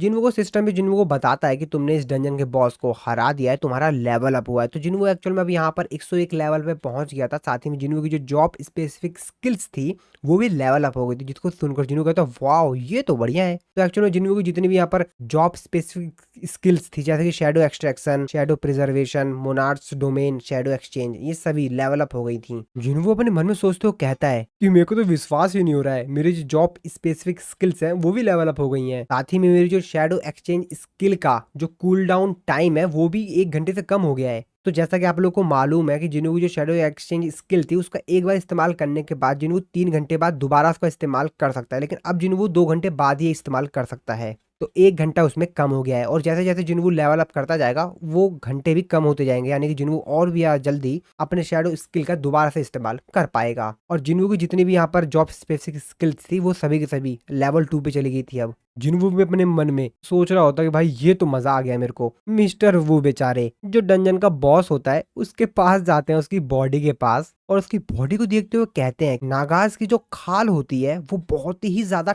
टफ होती है और उनको शील्ड्स और आर्मर से भी जल्दी उनको डिस्ट्रॉय नहीं किया सकता है। लेकिन भाई इसने तो सिर्फ 2 टैगर का अटैक किया उसके ऊपर और उसको चीर दिया। तभी उस साइड में देखता है तो उसकी आंखें और भी ज्यादा खुल जाती हैं, क्योंकि एक्चुअल में भाई जिन्वू ने यहाँ पर जो डंजन के बॉस को भी हराया था उसके पास जाता है और उसको हराइस बोलता है, जिसकी वजह से उसके अंदर मूवमेंट होने लग जाती है। तो हम लोगों को तो मालूम ही है कि अब जिन्वू इसकी जो शेडोज है उसको अपनी शैडो आर्मी में ऐड करना चाहेगा और फिर ऐसा ही होता है। तो जो इस डंजन का बॉस होता है वो जिन्वू के शैडो सोल्जर में कन्वर्ट हो जाता है। जिन्वू उसको देखते हुए कहता है कि इसकी जो रैंक है वो टस्क जितनी ही है, लेकिन जो इसका लेवल है वो 13 है। मेरे हिसाब से वैसे ये ज्यादा ताकतवर था जब ये जिंदा था, अब उतना ज्यादा ताकतवर नहीं होगा, लेकिन ये थोड़ा सा छोटा नहीं है, क्योंकि आमतौर पर जब मैं किसी भी चीज की शैडो एक्सट्रैक्ट करता हूँ तो वो उसी साइज में होता है जिसमें वो मरा होता है। शायद ये मैजिक का इस्तेमाल करके बड़ा हुआ हो और ये इसकी नॉर्मल फॉर्म हो। मेरे को लगता है कि वैसे इसमें से काफी अच्छी अमाउंट ऑफ माना निकल रही है। मेरे हिसाब से ये टस्क जितना ही स्ट्रांग होना चाहिए। चलो ठीक है, वैसे भी मेरी शैडो आर्मी में काफी अच्छा योगदान देगा, ये तो मेरे लिए ही बढ़िया है ना। जिसके बाद जिन्वू का जो सिस्टम होता है उसको उसका नाम चुनने के लिए कहता है अपने नए शैडो सोल्जर का। जिन्वू कहता है इसका नाम ठीक है, मैं इसका नाम जिमा रखूंगा। तो जिन्वू ने अपने इस शैडो सोल्जर का नाम जिमा रख दिया होता है। यूजिन भी ये नजारा देखकर काफी ज्यादा हैरान होता है और खुश भी होता है। वो अपने मन में सोचते हुए कहता है कि वाओ, इन्होंने इतने ज्यादा पावरफुल मॉन्स्टर को अपने समन बीस्ट में कन्वर्ट कर लिया, ये तो काफी ज्यादा बढ़िया है। जिसके बाद योजिन डंजन के ऊपर देखता है छत की तरफ, तो वो अब यहाँ पर ब्रेक हो रही होती है, क्योंकि जैसा कि आप लोगों को मालूम है कि डंजन का जो बॉस है वो खत्म हो चुका है, तो अभी डंजन ब्रेक होगी। जिसके बाद योजिन जिन्वू से कहता है कि सर लगता है डंजन ब्रेक होना स्टार्ट हो गई है, हमको यहाँ से बाहर चलना चाहिए। जिन्वू कहता है हाँ ठीक है चलो। वैसे मैं इस कॉर्प्स का क्या करूँ। इसके बाद हम लोग डंजन के बाहर का सीन देखते हैं, जहां पर जो न्यूज रिपोर्टर्स होते हैं वो जिन्वू के शैडो सोल्जर को देखकर काफी ज्यादा हैरान होते हैं। टस्को को वो लोग कहते हैं कि भागो भागो भागो। अरे नहीं नहीं नहीं रुको रुको, ये तो जिन्वू का समन बीस्ट है। और फिर वो लोग फटाफट उसकी फोटो खींचने लग जाते हैं और कहते हैं कि इसका मतलब ये है कि इसने ए रैंक के गेट को क्लियर कर दिया है। और फिर फटाफट सभी लोग उसकी फोटो खींचने लग जाते हैं। जिन्वू को जो शैडो टस्क होता है वो भी भाई काफी ज्यादा खुश होता है। योजिन जिन्वू से कहता है कि सर मुझे लगता है कि उस तरफ और भी रिपोर्टर्स हैं। जिन्वू कहता है हाँ सही कहा, ऐसा लगता है कि सभी लोग तुम्हारी जो पहली रेड है उसमें काफी ज्यादा इंटरेस्टेड है। ये तो थोड़ा सा ज्यादा हो गया। इसके बाद हम लोग मिस्टर वू को देखते हैं, जो कि सारी कहानी यहाँ पर मिस्टर गो को बता रहे होते हैं और वो कह रहे होते हैं कि सर हाँ ये सब हुआ। मिस्टर गो भी कहते हैं हो अच्छा ये सब हुआ है। मिस्टर गो कहते हैं कि वैसे तुमने काफी सारी अलग अलग रेड्स को देखा होगा इन काफी सालों में मिस्टर वू, तो मैं समझ गया हूँ तुम्हारी रिपोर्ट सुनने के बाद कि आखिरकार तुम इतने ज्यादा आश्चर्य में क्यों हो। चलो कोई नहीं, तुम अब आराम करो। मिस्टर वू कहते हैं कि सर मैं गवाह हूँ, ये कोई रेड नहीं थी, ये कत्लेआम था। ये बात सुनने के बाद मिस्टर गो भी यहाँ पर थोड़ा सा हैरान होते हैं, उनके भी थोड़े से पसीने छूट रहे होते हैं। जिसके बाद मिस्टर गो मिस्टर वो से कहते हैं कि चलो ठीक है, मुझे लगता है कि मिस्टर वो अब आपको थोड़ा सा आराम करना चाहिए। फिर मिस्टर वो भी वहां से चले जाते हैं। मिस्टर गो जो कि अपने मन में सोच रहे होते हैं कि सांगजिन वू जिसने कि अपने दम पर ए रैंक के डंजन को क्लियर कर दिया, सभी मैजिक बीस्ट के वो कॉर्प्स भी ले आया, उसने माना क्रिस्टल की भी माइनिंग की, तो मुझे लगता है कि उसको वन मैन स्ट्राइक स्क्वाड कहना गलत है। मैंने उसको अंडर एस्टिमेट कर लिया था। वो तो असल में एक वन मैन गिल्ड है, वो खुद में एक गिल्ड है। तो मैं गलत नहीं था। कोरिया का हंटर नहीं नहीं नहीं नहीं, पूरी दुनिया के लोग उसे देखना चाहेंगे। इसके बाद दूसरी तरफ हम लोग जापान शिनजुको टोक्यो में बहुत बड़ा सा एक गेट देखते हैं, जिसको देख के सभी लोग काफी ज्यादा हैरान होते हैं। वो लोग कहते हैं कि ये क्या है अब। Oh my God. सभी लोग उस गेट को देख के काफी ज्यादा हैरान होते हैं, क्योंकि ये गेट काफी ज्यादा बड़ा था। और इसी सीन के साथ हमारा ये वाला जो एपिसोड है यहाँ पर खत्म हो जाता है। तो आशा है आप लोग को वीडियो अच्छी लगी होगी। वीडियो अच्छी लगी तो वीडियो को लाइक कर दीजिएगा। मिलता हूं मैं आपको अपनी नेक्स्ट वीडियो में।